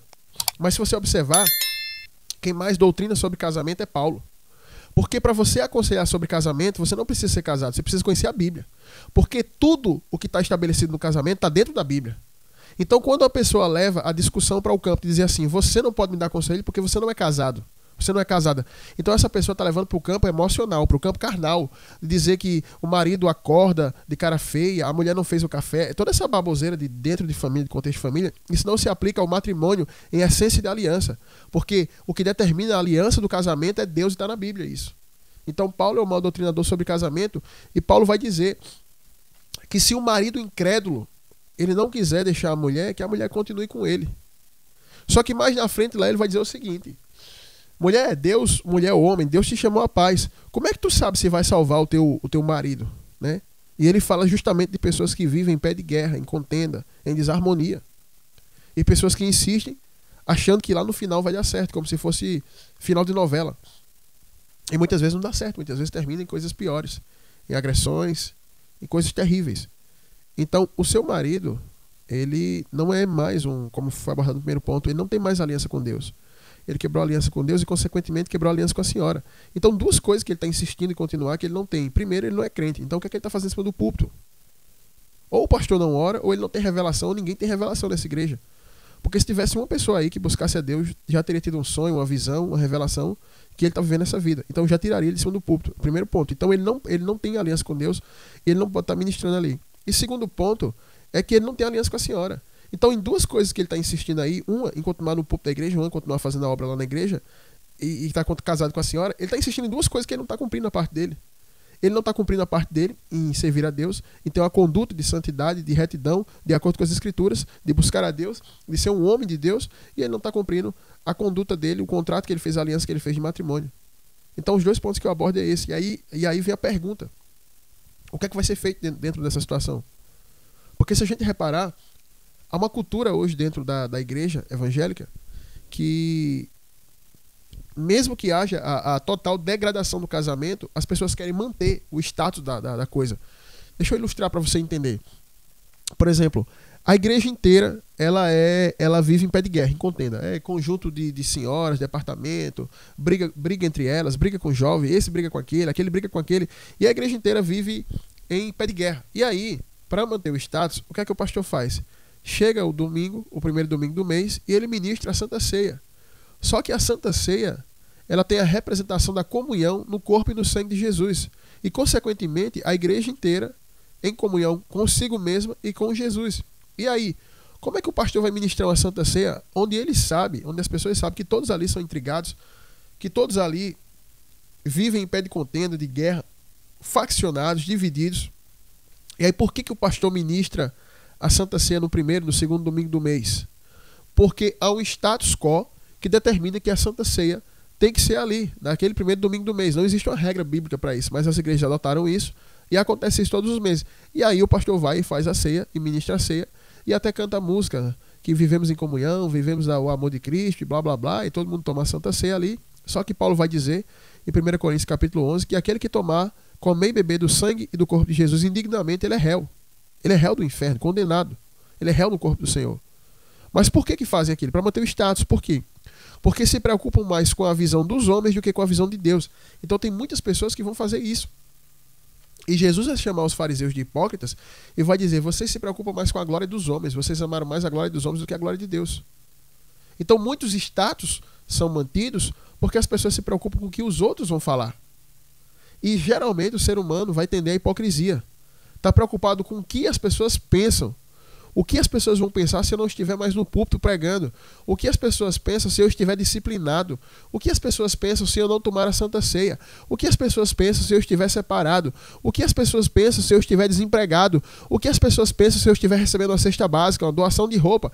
Ou seja, muitas pessoas mantêm status. Às vezes a pessoa tem um iPhone, mas não conseguiu pagar nem o aluguel, não pagou nem a parcela do carro. Tem pessoas que têm um carro bom, mas já está com 5 atrasado e está fugindo do banco, escondendo o carro em outro local, porque quer manter aquele status. Então as pessoas vivem de status e, consequentemente, as pessoas trazem isso para a fé. Agora eu pergunto, de que adianta estar no púlpito pregando ainda se você está desviado? De que adianta estar casado ainda se teu casamento já foi destruído? Entendeu? E eu, como servo de Deus, que aprendi a verdade, que procuro viver a verdade, eu não posso tolerar nem em mim o pecado, quanto mais nos outros. E o que é que eu vou dizer aqui? Dizer: olha, irmã, mantenha esse status, deixa ele lá no púlpito. Eu tenho certeza que tem pastores para aconselhar isso. Olha, irmã, tenha sabedoria, feche a boca, Deus vai lhe dar vitória de boca fechada. E nisso aí a senhora continua aí mais 15, 20 anos nessa coisa, que não pode ser chamada de casamento. E esse homem continua mais 15, 20 anos no púlpito da igreja, como tem gente que está até hoje no púlpito da igreja. Esses meses aí apareceu um escândalo de um pastor que ele vivia em adultério desde o ano 2012, era 2013, com a mulher. Desde que a mulher era jovem, a mulher já estava velha já, e ele continuava com ela em adultério. E esse pastor pregava, doutrinava, aconselhava, discipulava, e sempre pregava muito duro, cobrando e tal. E tá aí. Ou seja, viveu esse tempo todo aí, muitos anos nessa prática. Então as pessoas vivem de status, as pessoas se preocupam com o que os outros pensam. E automaticamente, quando você vive para dar satisfação às pessoas, você esquece do que Deus pensa de você. E o que é que Deus pode estar pensando da situação da senhora, da situação do seu marido? Eu acho que a gente tem que pensar primeiramente o que é que Deus pensa. eu penso o seguinte: se não existe mais um casamento, para que continuar casado? Se não existe mais a comunhão, para que ministrar a Santa Ceia? Se não existe mais uma igreja, para que continuar o ministério? Para que continuar fazendo aquilo ali? Eu penso dessa maneira, sabe? Então a gente precisa ter a maturidade de encarar as coisas como realmente elas são. Veja um exemplo disso. Lá em Jerusalém, na época de Jeremias, as pessoas adoravam o diabo, faziam feitiçaria, bruxaria, sacrifício. E aí, quando alguma situação apertava, elas corriam para o templo. E dizia: se a gente falar com Deus aqui nesse templo, Deus vai nos atender. E muitas vezes eles ficavam fazendo feitiçaria, fazendo bruxaria e no templo. Fazendo feitiçaria, fazendo bruxaria no templo do Senhor. Então eles ficavam entre Deus e o diabo. E aí, eles nunca se decidiram disso, porque Israel era a nação conhecida pelo nome do Senhor. E esse povo ficava em cima do muro. Chega o ponto que o próprio Deus toma uma decisão. O que é que ele faz? Ele envia o rei da Babilônia para entrar em Jerusalém, destruir a cidade, e depois levanta Nebuzaradã, o chefe da guarda do rei da Babilônia, e ele toca fogo em toda a cidade e destrói o templo. E o templo de Salomão, que Salomão construiu, foi destruído. O próprio Deus mandou destruir. Ou seja, porque para Deus, a gente entende com isso que não importa uma coisa ter nome daquilo, existir e não está cumprindo seu propósito. Ou seja, não adiantava ter nome de templo, ser um local de templo e não estar se cumprindo o que estabelecia a aliança do templo. Ou seja, então não importa ter o nome de casamento, falar que é um casamento e não cumprir o propósito de casamento. Não importa falar que é um ministério, uma igreja e não estar cumprindo o propósito de igreja. O próprio Deus diz: tira da minha face. Lá em Isaías, claramente, a gente vai ver Deus falando isso. Deus vai dizer: quando vocês fazem as festas de vocês, as festas solenes, que eu mesmo determinei, quando vocês levantam as mãos para o céu, eu viro a cara para vocês, porque eu não posso suportar essas festas. Ou seja, porque o povo vivia uma vida de pecado, mas por status, por tradição, dizia: dia tal temos que fazer a festa do Senhor. E eu, sinceramente, eu sou pastor para passar um ano e não fazer uma santa ceia na igreja. Eu passo um ano.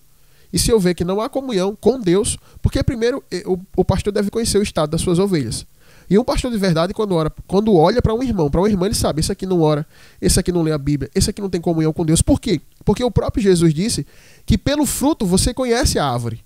Então as pessoas estão ali, o pastor observa: esse aqui não tem fruta, aquele ali não tem fruta, essa pessoa não tem comunhão com Deus. Como é que eu vou ministrar uma ceia para essa pessoa para ela tomar?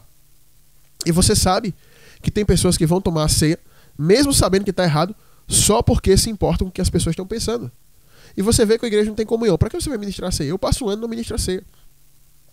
E sou pastor para dizer: aqui nesse local já se cumpriu o que tem que se cumprir, vou para outro local porque aqui não tem mais nada para dar. Aqui não tem mais igreja, aqui tem pessoas sentadas na cadeira. Ali, assim, assim, assim. Como eu venho aqui para a rádio e falo para quem não está gostando de ouvir o programa, digo: se você não estiver gostando de ouvir, você pode desligar aí, rodar o botão aí, desligar a sua rádio, e você pode ir lá no YouTube se desinscrever do canal. Porque um homem de Deus, uma mulher de Deus, tem que se importar com o que Deus está vendo da situação.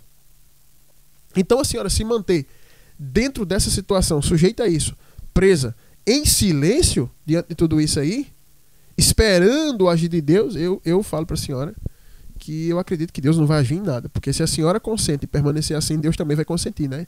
Por exemplo, a senhora tem uma causa na justiça que é seu direito. A senhora tem direito, por exemplo, a empresa que a senhora trabalhou, ela lhe deve aí 200 mil reais. E a senhora tem direito a esse valor. Mas se o dono da empresa conversa com a senhora e diz: olha, deixa isso para lá, não entra na justiça, e a senhora fala: não, tá bom, eu vou deixar para lá. E a senhora diz: eu vou deixar para lá e vou ver o que Deus vai fazer. Eu vou dizer para a senhora: Deus não vai pleitear a sua causa. Agora, se a senhora der entrada na justiça, se a senhora correr atrás e começar a orar, eu digo: Deus vai pleitear a sua causa. Então está acontecendo tudo isso dentro da sua vida. E a senhora já sabe de tudo, já está informada de tudo, já está esclarecida sobre tudo. E a senhora fala com o seu marido que está vivendo essa vida, e ele quer continuar, e ele quer se manter nisso daí, e a senhora sabe, está esperando Deus fazer algo, eu vou dizer para a senhora que Deus não vai fazer nada. Porque a senhora não está aceitando. E Deus lhe dá a possibilidade de ter escolha, de ter o livre-arbítrio. A senhora escolhe se vai para a esquerda, se vai para a direita, se abaixa, se levanta. A senhora não é um fantoche na mão de Deus. Então a senhora escolhe. E se a senhora escolhe ficar em silêncio, Deus também não vai fazer nada, né? Vai continuar do jeito que está. Então, não adianta tentar manter um status, não adianta ficar conjecturando na sua mente o que é que as pessoas vão pensar. O que eu acredito, o que a senhora tem que fazer é buscar a Deus e ouvir a resposta de Deus, o que ele pensa acerca disso. E o que Deus pensa acerca disso está na Bíblia. Se a senhora orar e abrir a Bíblia, ler a Bíblia, estudar a Bíblia, Deus vai falar com a senhora. Porque o problema hoje é que as pessoas não leem a Bíblia e espera que Deus fale com elas através desses vídeos de Instagram, WhatsApp, de YouTube, essas baboseiras de pessoas que estão querendo ficar famosas falando bobagem na internet. Eu não me alimento da palavra e eu não busco resposta para a minha vida assistindo vídeo na internet. Ainda que eu possa ouvir uma pregação, mas isso não significa que eu esteja ali buscando a resposta definitiva de Deus para a minha vida. A resposta de Deus definitiva para a minha vida vem da palavra e daquilo que Deus fala comigo em oração. Por isso que há praticamente 21 anos a caminhada, eu tenho hoje a mesma fé que eu tinha quando eu me converti. Eu tenho o mesmo pensamento, eu tenho a mesma visão bíblica. E eu tenho uma pregação que eu preguei quando eu tinha 19 anos. E está gravada a pregação, um amigo meu gravou no celular. E essa mesma pregação que se gravou quando eu tinha 19 anos é a mesma linha, é a mesma essência do que eu prego hoje. Eu continuo crendo nas mesmas coisas, pregando a mesma coisa. E por quê que eu faço isso?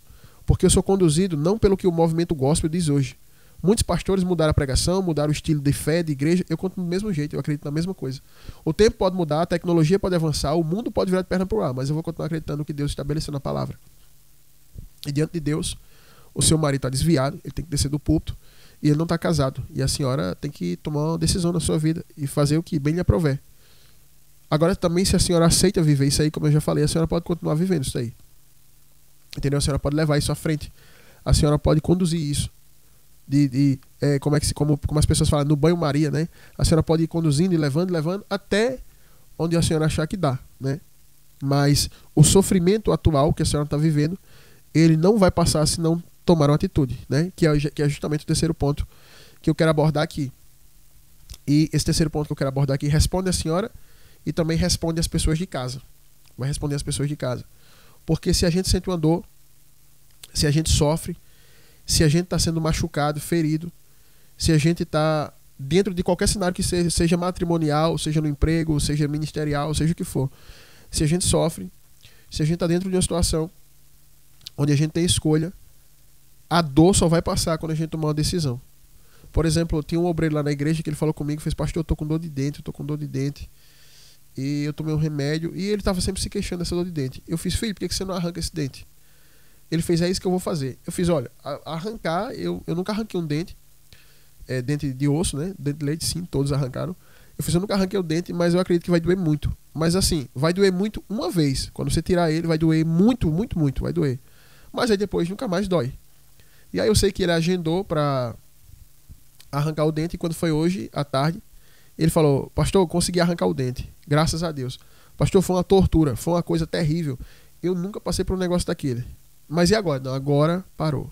Ou seja, eu disse: nunca mais esse dente vai doer. E a gente usando essa figura aqui, essa situação que ele viveu, a gente pode trazer isso para dentro do casamento da irmã e para dentro da situação da tua vida. Tem algo que todo dia dói. Se você arrancar, talvez vai doer muito na sua vida.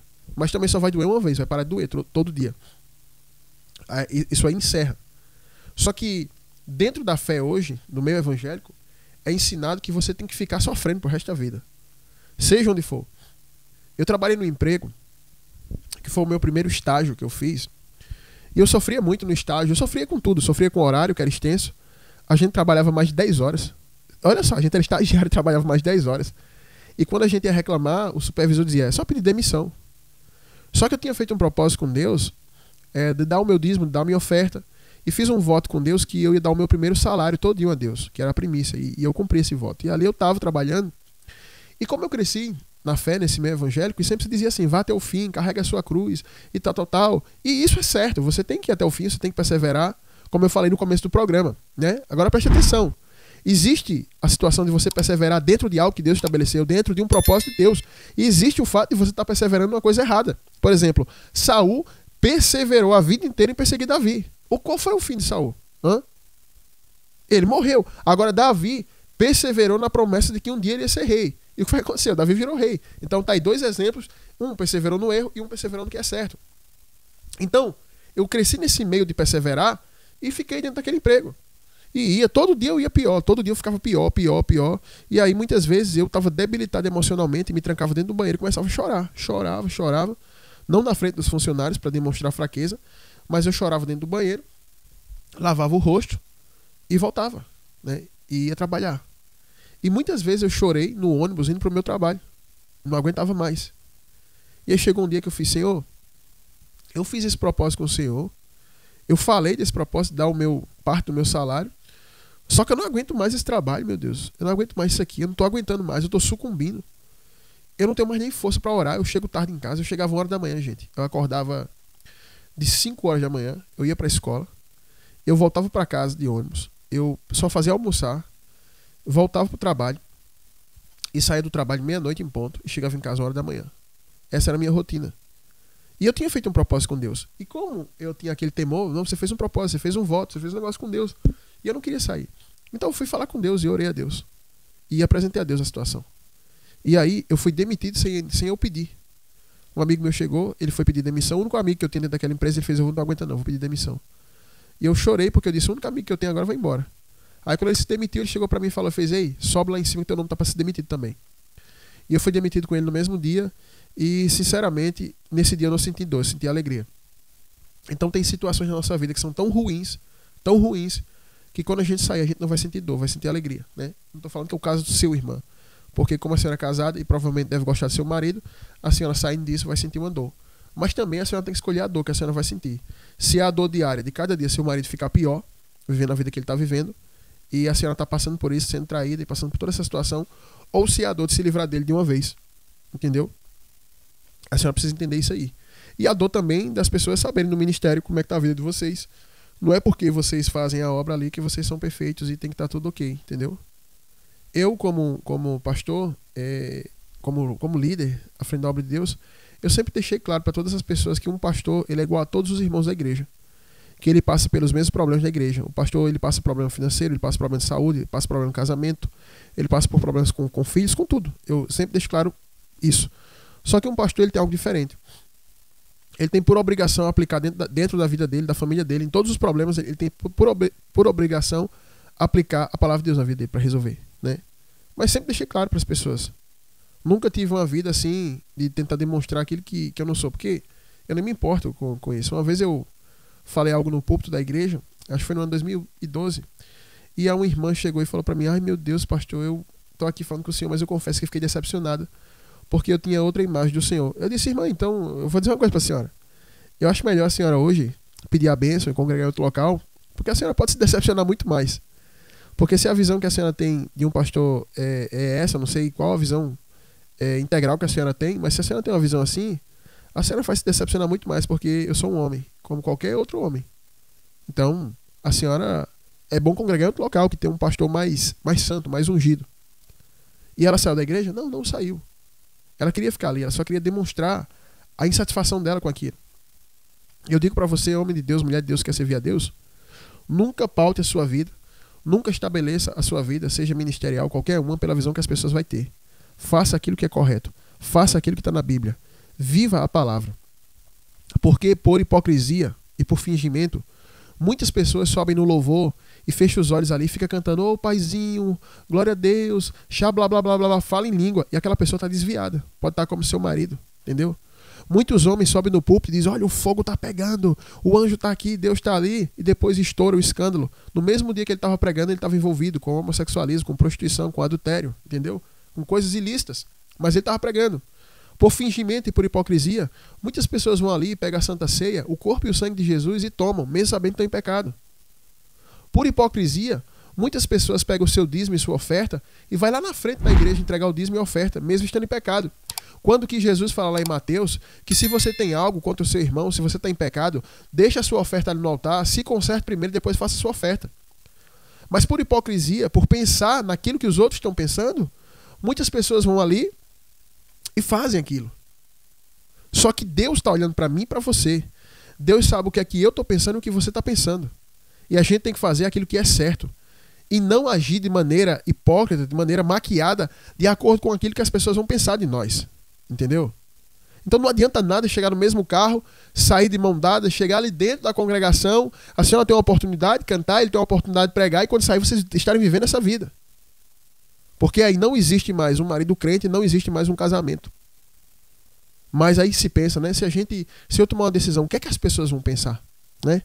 O que é que a igreja vai pensar? O que é que o pastor vai pensar? Eu me lembro um dia que eu estou na igreja, culto de libertação, estou expulsando o demônio do povo, Aí eu vou lá, expulso o demônio de uma mulher, de uma cantora, de uma missionária que foi lá para a igreja. Ela cai endemoniada. Eu expulso o demônio dela. Quando termina o culto, ela fala que quer conversar comigo. Eu penso que ela vai falar assim: pastor, eu vou vir congregar aqui com o senhor, porque eu estou há tanto tempo na igreja pregando, profetizando e cantando. Isso nunca aconteceu comigo. E agora o senhor foi e falou e aconteceu isso, eu quero me libertar. Não. Ela disse: pastor, que vergonha, pastor, eu estou morta de vergonha. Nunca mais eu venho aqui na igreja do senhor, pastor. Que vergonha, isso nunca aconteceu comigo, que vergonha. Pastor, eu lhe imploro por uma coisa: não conte isso para ninguém, pastor. Não conte isso para ninguém. Não conte isso para ninguém, porque senão eu não vou cantar mais, eu não vou pregar. Ou seja, eu pergunto para você, se a pessoa está se importando com o que Deus pensa dela ou com o que as pessoas pensam dela? Hein? Então, irmãos, a gente precisa primeiramente ter pastores no púlpito que falem a verdade. A gente precisa primeiramente ter líderes que falem a verdade. Por quê? Que quando eu falei no primeiro ponto que uma onda de mundanismo entrou dentro da igreja e tudo se desvalorizou na igreja, tudo foi degradado, tudo foi execrado, tudo foi destruído, foi gangrenado dentro da igreja. Por quê? Porque isso chegou no altar. E a corrupção moral, espiritual, começa no altar, começa no púlpito da igreja e passa para os irmãos. Agora, se a gente tivesse pastores, homens como Davi, que pecou, que errou, mas que é arquido no seu erro e busca o conserto, com certeza o povo também vai querer se consertar. Mas a gente tem hoje, no meio evangélico, um pastor erra, surge 30, 50, 100 pastores defendendo ele. Quando aquela mulher lá mandou matar o marido com mais de 50 tiros, todas as personalidades aí conhecidas dessas igrejas grandes do Brasil inteiro foram defender ela. E eu falei, antes de sair o inquérito, disse: a mulher aí foi ela que mandou fazer isso. E vocês vão ver, a casa dela vai cair. E aí eu até comentei na época lá, na rede social lá, e todo mundo defendendo ela. Tá aí, ela tá presa aí agora. E a família dela se descobriu coisas piores. Então, se no púlpito tivessem homens que vivem a verdade e passam a verdade para as pessoas, a gente teria pessoas diferentes. A gente não teria pessoas que estão segurando até as últimas a mentira, a enganação. Ou você pensa que Deus não sabe o que você está fazendo? Você pode estar indo da igreja enganando seu pastor, vendo tudo aí, fazendo tudo aí escondido. Mas eu vou dizer uma coisa: o que você faz está escondido do seu pastor, mas até o que você pensa está exposto diante de Deus. E Deus está vendo tudo. Você pode apagar, você pode fingir, você pode fazer isso. Você pode apagar rastros. Mas só que Deus está vendo a mim e a você. E se eu e você não chegar diante do altar e colocar a nossa vida e derramar a nossa vida ali, diante de Deus, como tem que ser, nada vai mudar. E sinceramente, irmão, vou encerrar esse quadro Socorro Vem do Alto, porque as horas já se avançam, já se estendeu. É muito mais uma atitude da senhora dentro disso daí do que esperar uma atitude de alguém que está desviado. Porque o que a senhora pode esperar de uma pessoa que está desviado, que não tem um temor de estar vivendo a vida errada, não só vai para a igreja, como se nada estivesse acontecendo, como tem a coragem de subir no púlpito. A pessoa está vendo tudo errado e pede para que vocês cheguem junto, entrem junto, façam tudo junto, sabendo que não existe mais um casamento.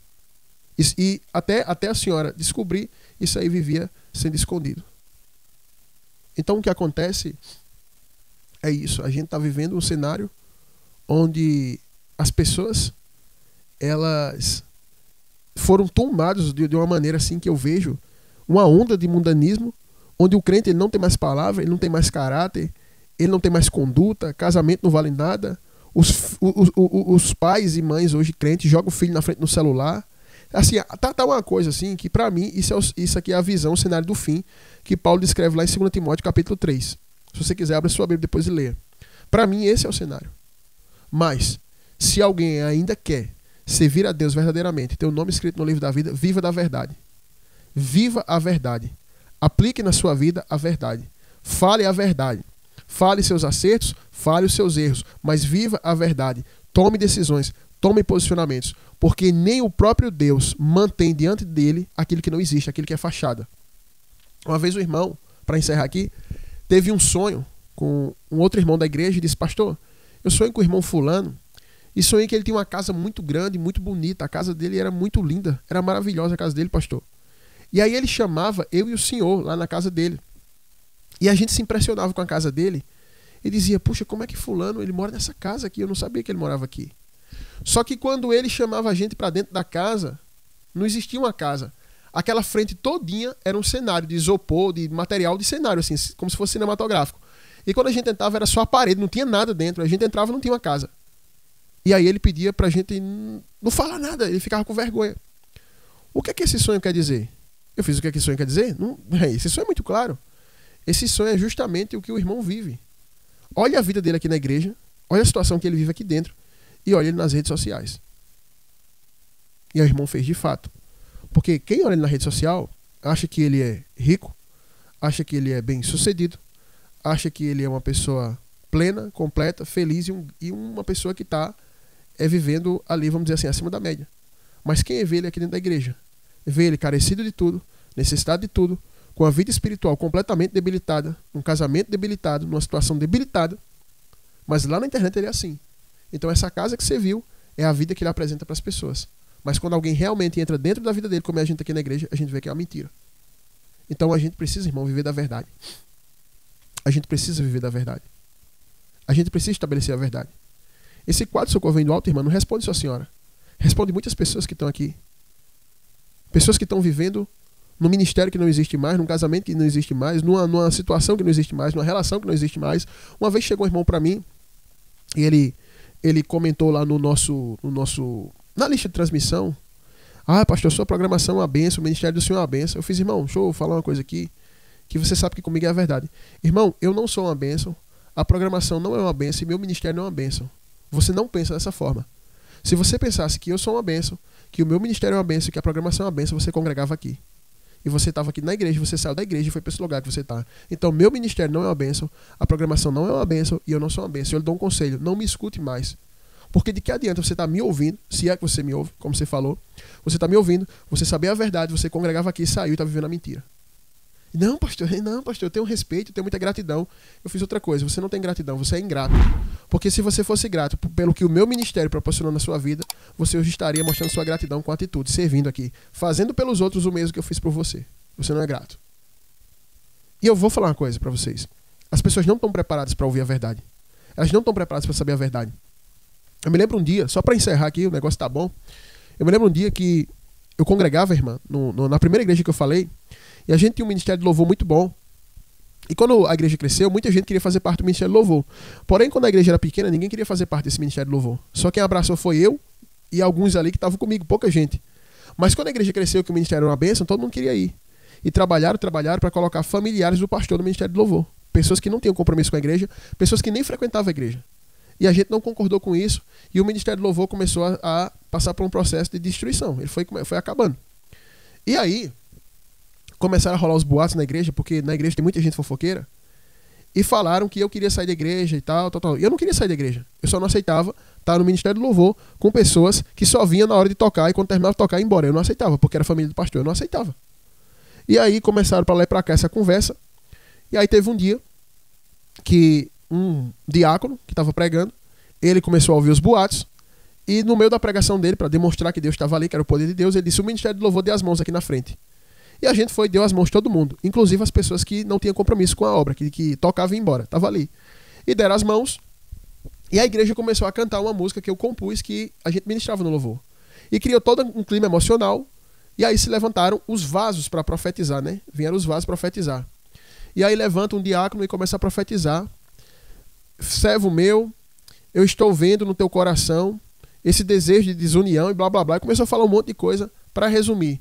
Como se no meu coração houvesse um desejo de desunião, que eu não aceitava isso, que eu não aceitava aquilo, blá blá blá blá blá blá. E começou a profetizar segundo tudo que o boato que rolava dentro da igreja.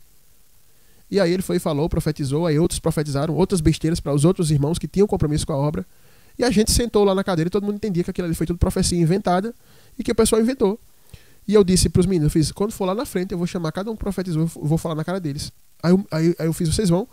Aí os meninos: não vou não, tenho coragem não. Então eu fiz: tá bom, então eu falo. Cheguei no pregador, fiz: Pai do Senhor, meu irmão. Pai do Senhor, receba o recado de Deus, varão. Eu fiz: qual o recado? Ele fez: não viu Deus falando ali não? Eu fiz: irmão, vou dizer uma coisa, toda sinceridade. Olhei no olho dele. Eu fiz: tudo que o Senhor falou ali foi da sua cabeça. Muito provavelmente o Senhor escutou as pessoas aqui comentando, falando dessa situação, mas o Senhor não está ciente de toda a situação, e o Senhor foi profetizar aquilo. Aquilo não foi recado de Deus. Eu falei aquilo ali. Um homem bem mais velho do que eu, que tinha idade de ser meu pai, ele podia olhar no meu olho, me chamar para uma conversa. A gente tem uma conversa aberta, ele baixou a cabeça. Ele: não, de cabeça baixa. Ele fez: tudo que eu falei foi de Deus, foi de Deus. Ele ficou vermelho: foi de Deus. Eu tenho certeza que Deus me usou ali. Eu me consagro antes de vir para cá. Eu não ouvi conversa de ninguém. Eu fiz: o Senhor ouviu conversa sim, porque o Senhor falou exatamente o que as pessoas estão comentando aqui na igreja. E não foi de Deus, nem o Senhor e nem nenhum daí que se levantou para profetizar. Eu falei isso.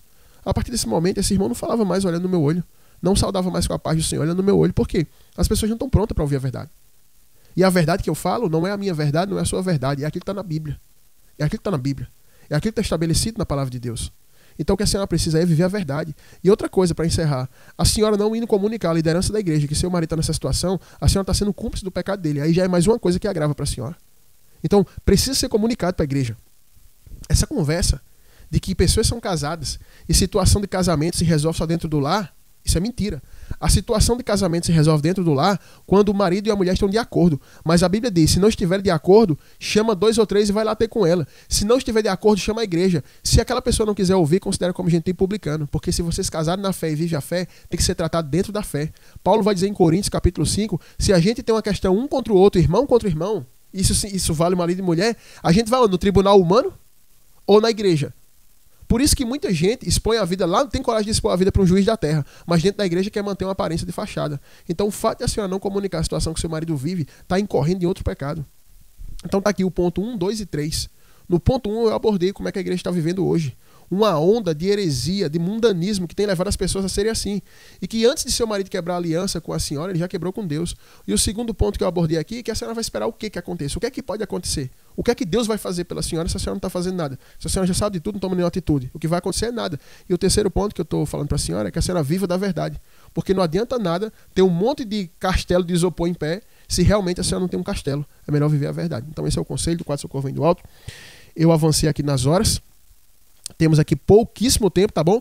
Para você que chegou agora, esse aqui é o programa Tua Chamada, exibido aqui na 100.5 toda quinta-feira a partir das 22 horas, tá? Toda quinta-feira às 22 horas estamos aqui na 100.5, mas também estamos lá no YouTube. Se inscreva no nosso canal, que é o RBT Plus, R de rato, B de bola, T de tatu, RBT Plus, tá bom? E nos ajude a manter nosso programa no ar, enviando sua oferta. Você pode enviar pelo WhatsApp do programa, que é chave Pix, é o WhatsApp, que é o 839 91056834 83991056834. Eu vou tocar um louvor rapidinho e já volto para trazer uma palavra ainda nos Profetas da Última Hora para abençoar a tua vida, tá bom? Fica aí com a gente, daqui a pouquinho a gente volta. Os profetas do Senhor são portadores da poderosa palavra de Deus que cura, liberta e salva. Fique agora com os Profetas da Última Hora. Amém, estamos de volta. Vamos aqui rapidinho lá para Juízes, capítulo 21 e o versículo 25, né? Que é o último versículo de Juízes. E o livro de Juízes vai terminar assim. Naqueles dias não havia rei em Israel. Cada um fazia o que achava mais reto. Ou em outras traduções fala, cada um fazia o que parecia bem aos seus olhos, o que achava certo. E o livro de Juízes termina assim, e eu quero trazer uma breve palavra didática para ver de vocês. Não só aqui em Juízes 21, 25, mas em Juízes 17, 6, por exemplo, vai ter a mesma coisa. E essas passagens terminam trazendo essa conclusão de que cada pessoa fazia o que parecia bem aos seus olhos, porque não havia rei em Israel, porque Juízes é um dos períodos mais desmantelados da história do povo de Deus. Se você ler Juízes, você vai encontrar coisas absurdas, como por exemplo o levita e sua concubina, como a guerra entre o povo de Deus contra o povo de Deus, com a matança terrível, irmãos matando irmãos. Então o livro de Juízes, ele está repleto de situações terríveis que você só vai encontrar nele, você não vai achar em nenhum outro livro. E a conclusão que o livro dá é que as pessoas faziam o que pareciam bem aos seus olhos ou o que achavam mais reto da própria cabeça, porque não havia rei em Israel, não havia governo. E eu quero trazer uma palavra para vocês, e ela é muito pertinente ao nosso tempo. Nós temos vivido, como eu falei lá no começo do programa, um grande avanço tecnológico, uma difusão enorme de informações que a gente vive. Todo mundo pode acessar o que quiser, ou informação ou desinformação, você tem acesso a tudo. E no meio de tudo isso que a gente tem vivido, cada pessoa passou a formular o seu próprio conceito sobre determinados assuntos, e todo mundo é livre para pensar e acreditar no que quiser. Porém, quando se trata do povo de Deus, como era no caso aqui o povo de Juízes, o povo de Deus tem que pensar segundo o que Deus estabeleceu para ele. Porque você é livre para fazer aliança com Deus sim ou não. Você pode ter aliança ou pode não ter aliança. Mas a partir do momento que você tem aliança com Deus e que você recebe os benefícios dessa aliança, os benefícios, você também, dentro dessa aliança, tem as suas obrigações. Todo benefício é acompanhado de obrigações. E no caso de pessoas que servem a Deus, têm obrigações de fazerem aquilo que Deus estabeleceu dentro da aliança realizada e feita com Ele. E eu quero falar um pouco disso, porque neste caso específico aqui em Juízes, essas pessoas tinham aliança com Deus, mas o livro conclui dizendo que cada um fazia o que achava mais reto, o que parecia bem aos seus olhos, o que ele achava que era. Só que a gente, como crente, a gente não faz e não acha o que é. A gente faz o que realmente é, sabe? E hoje, esse conceito plural, esse conceito que não tem nada absoluto e que cada um pode fazer o que acha mais reto, foi justamente esse conceito que deu origem a tantas denominações evangélicas, a tantas igrejas, se é que eu posso chamar de igreja em certos locais, deu origem a tantas coisas. Acho que foi antes de ontem, eu vi um vídeo de uma boate, que uma igreja que já... Essa igreja está sempre lançando coisas no nosso país há muitos anos, desde os anos 90, as suas inovações, e a cada dia mais surgem heresias, e fizeram uma boate, do mesmo estilo de boate, né? Como se não bastasse seus templos, que já tem jeito de boate, agora fizeram realmente uma boate. E aí você vai lá, paga a sua entrada e vai para esse local. E foi isso que essas igrejas fizeram. Então, se chega alguém para falar que aquilo está errado, ela vai dizer, não, mas nossa liderança, o nosso pastor, ele tem uma visão diferente, ele tem uma visão assim, ele tem a visão da igreja emergente, ele lê o livro de fulano de tal, ele pensa assim, ele pensa assado e tal. Então, essa pessoa vai falar que o pastor dela pensa assim. O outro lá tem a igreja que tem muitas práticas que parece o povo de matriz africana, as pessoas batendo atabaque, girando, e você vai chegar lá e falar que aquilo está errado, à luz das escrituras, e ela vai falar, não, mas porque meu pastor tem uma visão de dar mais lugar aos dons espirituais e tal. Então, cada um vai argumentar dentro daquilo que está fazendo pelo que ela acha que ela pensa, pelo que ela pensa. E aí quando você vai lá e diz assim, vamos consultar na Bíblia aqui? E aí quando você abre a palavra que você vai consultar, você vê que é diferente daquilo que Deus estabeleceu. Então, se a gente como crente, você que está me ouvindo aí, se a gente não vai mais usar a palavra de Deus como vetor, como governo para a nossa vida, como rei, né? Aqui em Juízes faltava um rei e eles faziam tudo o que queriam. E na nossa vida, se existia um rei, o rei é a palavra. É a palavra que sai do rei, na verdade, né? Jesus é o rei. E a palavra dele é o decreto, é a lei, é a diretriz, é a norma, é o estatuto, né? Pra gente seguir. Então, se a gente como cristão vai viver uma vida que não é pautada pela palavra, é melhor que a gente desista de ser cristão. Porque como é que você pode carregar o título de que você é cristão e você não vive a sua vida pautada por aquilo que está escrito, por aquilo que Deus estabeleceu? Então a gente está vivendo um tempo que as coisas têm se desenrolado dessa forma. Falta governo. E com a saída do governo, Satanás vem com suas heresias, com seus mecanismos e começa a estabelecer todo tipo de coisa. E a gente precisa vigiar muito nisso.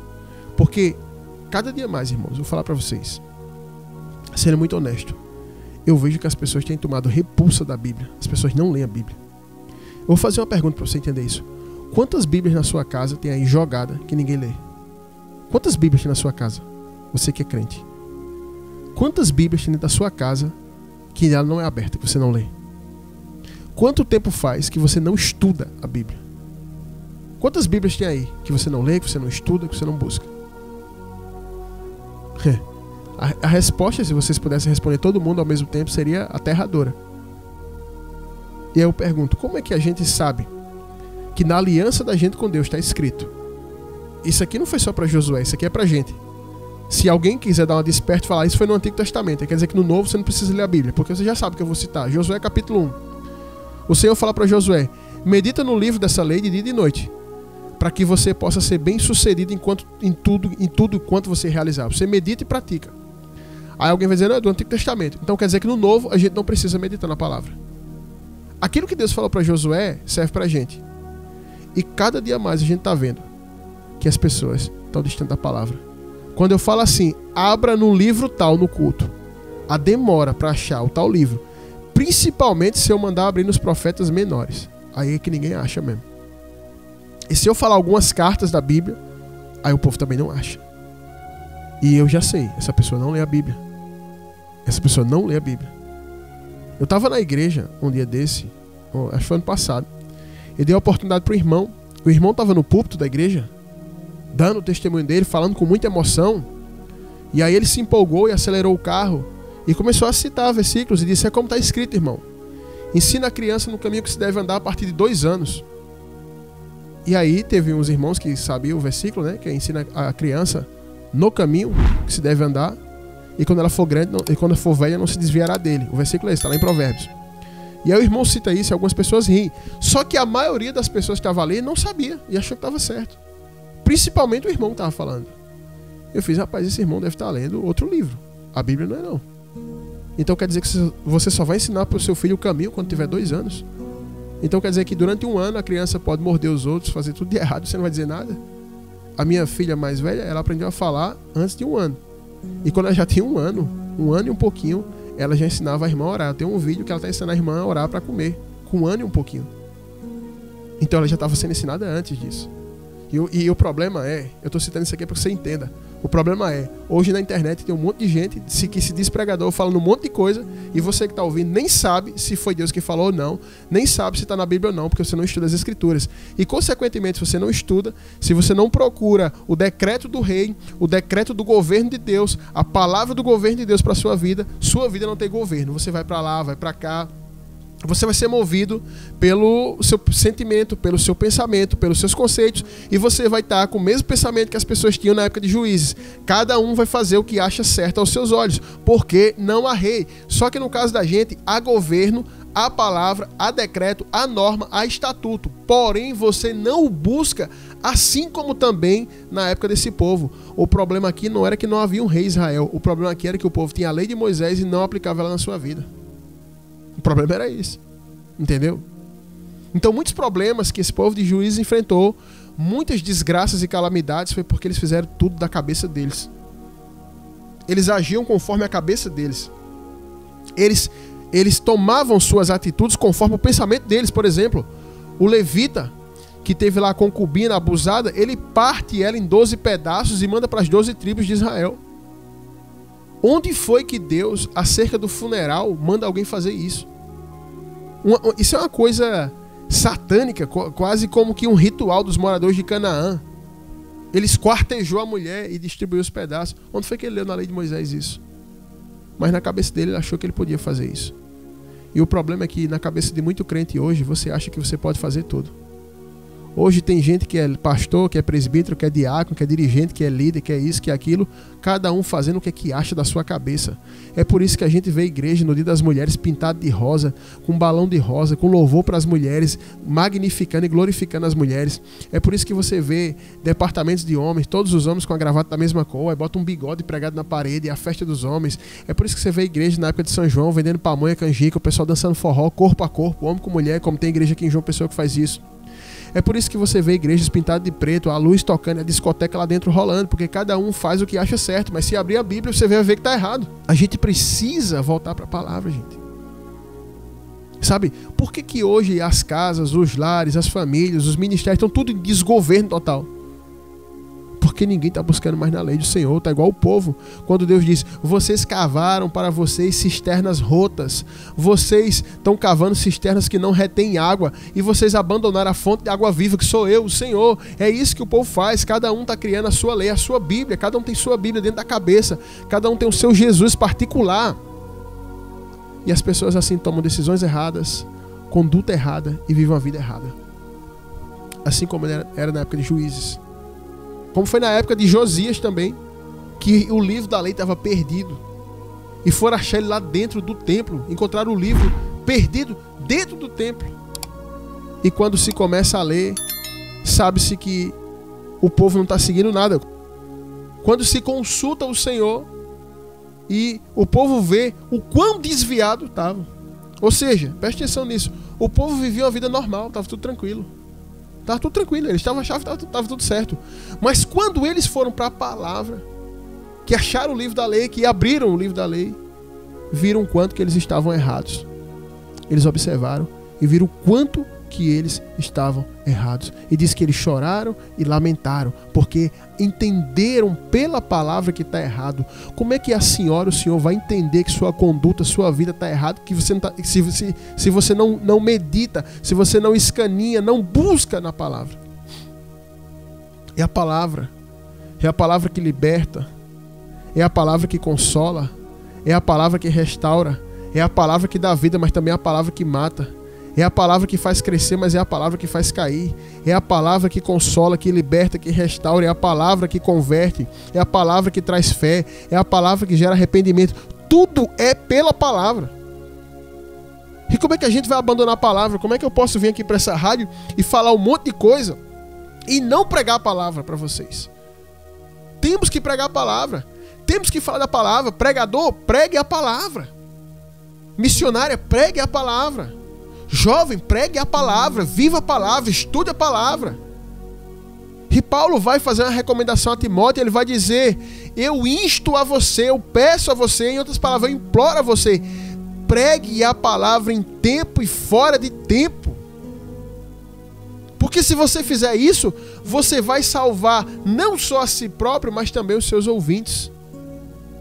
E quantos pastores deixaram de pregar a palavra? Quantos maridos, sacerdotes do lar abandonaram a palavra?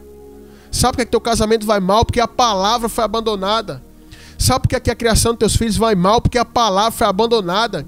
Sabe por que tua vida financeira vai mal? Porque a palavra foi abandonada. Sabe por que tua vida está vazia? Porque não tem palavra nela.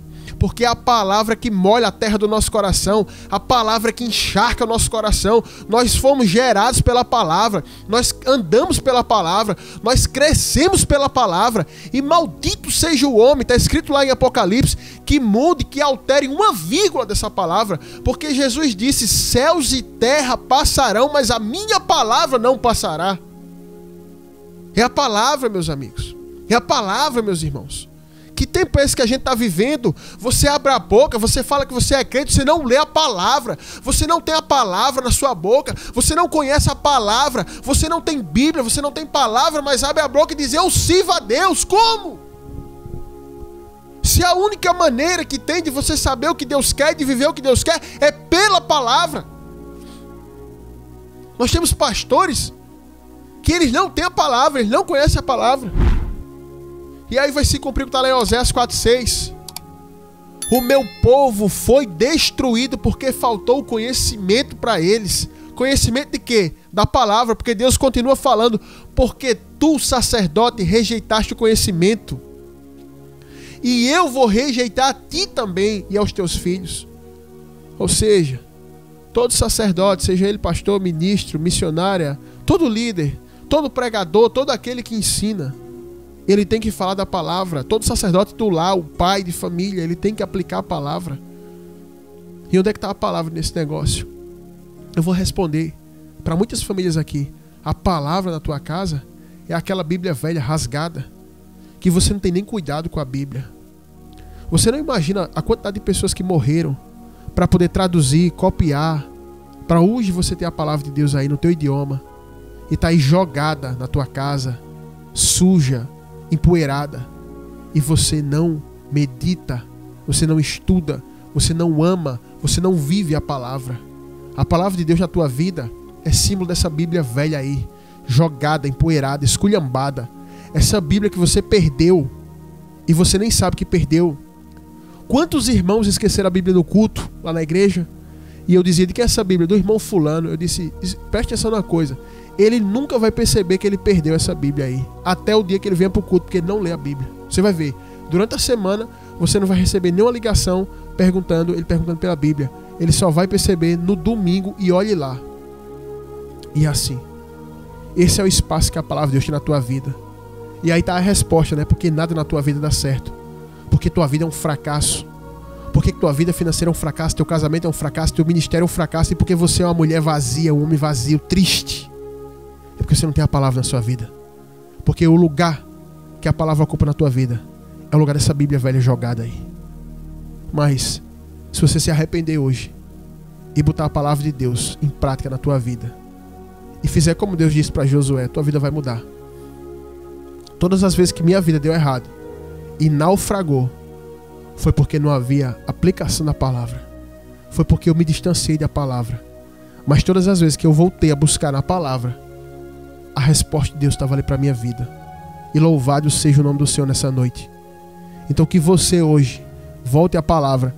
Hoje essa pregação é mais para quem é crente, não é nem para quem está afastado. Tudo bem se você está desviado, se você não se converteu. Você pode se converter à palavra hoje. Você pode se converter a essa palavra aí do lado do seu rádio, chorando, orando a Deus, dizendo: Senhor, pela tua palavra, escreve meu nome no livro da vida e me salva. Ele vai fazer isso. Se você orar assim, ele vai fazer. Mas é mais para você que abre a boca e fala que você é um homem de Deus, uma mulher de Deus, que serve a Deus.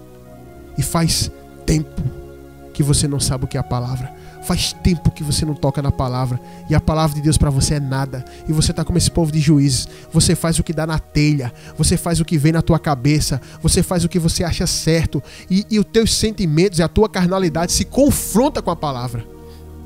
Mas eu vou te falar uma coisa. Se você não se arrepender hoje e continuar assim, por essa mesma palavra, você vai ser condenada e condenado. Porque Jesus disse lá no Evangelho de João, aqui é Bíblia, viu? Se você não aguentar, pode correr, porque aqui é Bíblia. Jesus falou no Evangelho de João, ele disse: eu a ninguém julgo, eu não julgo ninguém, mas a palavra que eu tenho falado, essa o julgará no último dia. E pode ter certeza, a mesma palavra que você despreza hoje, para não ser salvo, para não ter a vida consertada, é essa mesma palavra que vai te condenar naquele dia. É essa mesma palavra que vai te condenar. A mesma palavra que hoje você despreza, em detrimento dos teus sentimentos carnais, essa mesma palavra que você hoje vira as costas, é ela que vai te condenar. E você vai clamar e vai pedir uma segunda chance. E a palavra que você desprezou, ela vai te desprezar também. É assim que funciona. Isso aqui é Bíblia, meus irmãos. Isso aqui é pra gente madura. Isso aqui é pra quem quer se converter. Isso aqui não é programação pra menino. Isso aqui não é programação pra quem quer mudar a vida financeira, quem quer mudar casamento. Isso aqui é programação pra quem quer ser salvo primeiro. Depois que você é salvo, aí Deus pode mudar teu casamento, pode mudar tua vida financeira. Mas em primeira instância que esse programa visa salvar pessoas, salvar almas que estão descendo pro abismo, inclusive a sua que está dentro da igreja, que você que diz que é crente e você nem conhece a palavra de Deus. Essa é a palavra que eu tenho para deixar para vocês, que ela cause efeito e que você venha se converter hoje, em nome de Jesus. Amém, pessoal? Nossas horas aqui se avançaram e essa é a palavra com muito amor que eu trago para a tua vida, porque só aquele que ama que tem coragem de falar a verdade. Eu espero que essa palavra venha causar efeito no teu coração, tá bom? Para você que chegou agora, esse aqui é o programa Última Chamada, exibido aqui na 100.5, toda quinta-feira. Estamos aqui a partir das 22 horas, estamos no site. E também nossa programação é gravada e postada no YouTube. E aí você pode acompanhar com mais calma e até compartilhar com outras pessoas. Você pode se inscrever no nosso canal do YouTube, escrevendo aí no seu buscador RBT Plus. E eu te garanto uma coisa, tem muita palavra aí para edificar a tua vida nesse canal, tá? O canal pode não ser atrativo porque não tem imagens e o povo gosta de imagens, mas esse canal tem o essencial, que é a palavra. Se você entrar nesse canal e você abrir o teu coração para a palavra, esse canal vai edificar a tua vida, tá bom? Então se inscreve no canal RBT Plus, R de rato, B de bola e T de tatu, RBT Plus. Se inscreve, ativa as notificações, a programação está sendo gravada, vai ser postada e certamente Deus vai abençoar a tua vida. E além de você ser abençoado, você pode fazer o que muitas pessoas fazem, deixar o like, comentar e enviar para outras pessoas, para que assim mais pessoas sejam alcançadas, tá bom? Então é isso. Só lembrando, nossa programação aqui na 100.5, ela é mantida no ar com a oferta dos ouvintes. Nós não temos patrocinadores, nós não temos comerciais. Estamos aqui há quase 7 anos e quem mantém no ar são os ouvintes. Se você foi abençoado, eu te peço, humildemente, abençoe de volta, para que nossa programação continue e que ela venha crescer e abençoar mais pessoas, tá bom? Pastor, como eu faço para abençoar?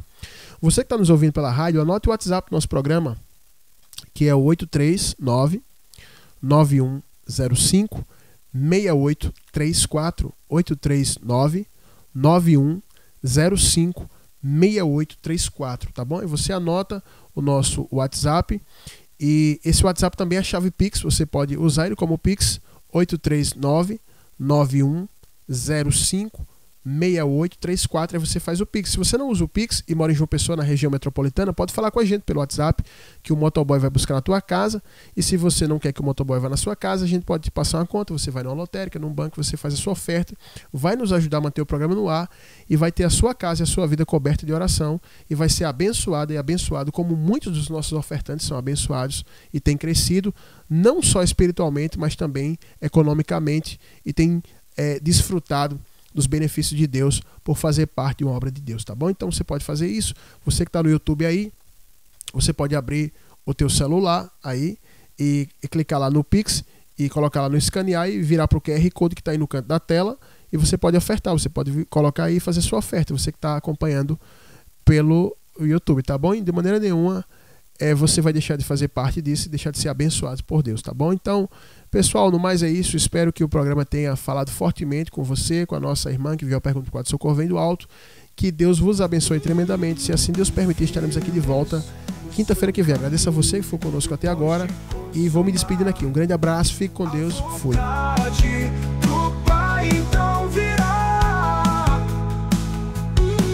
O grande dia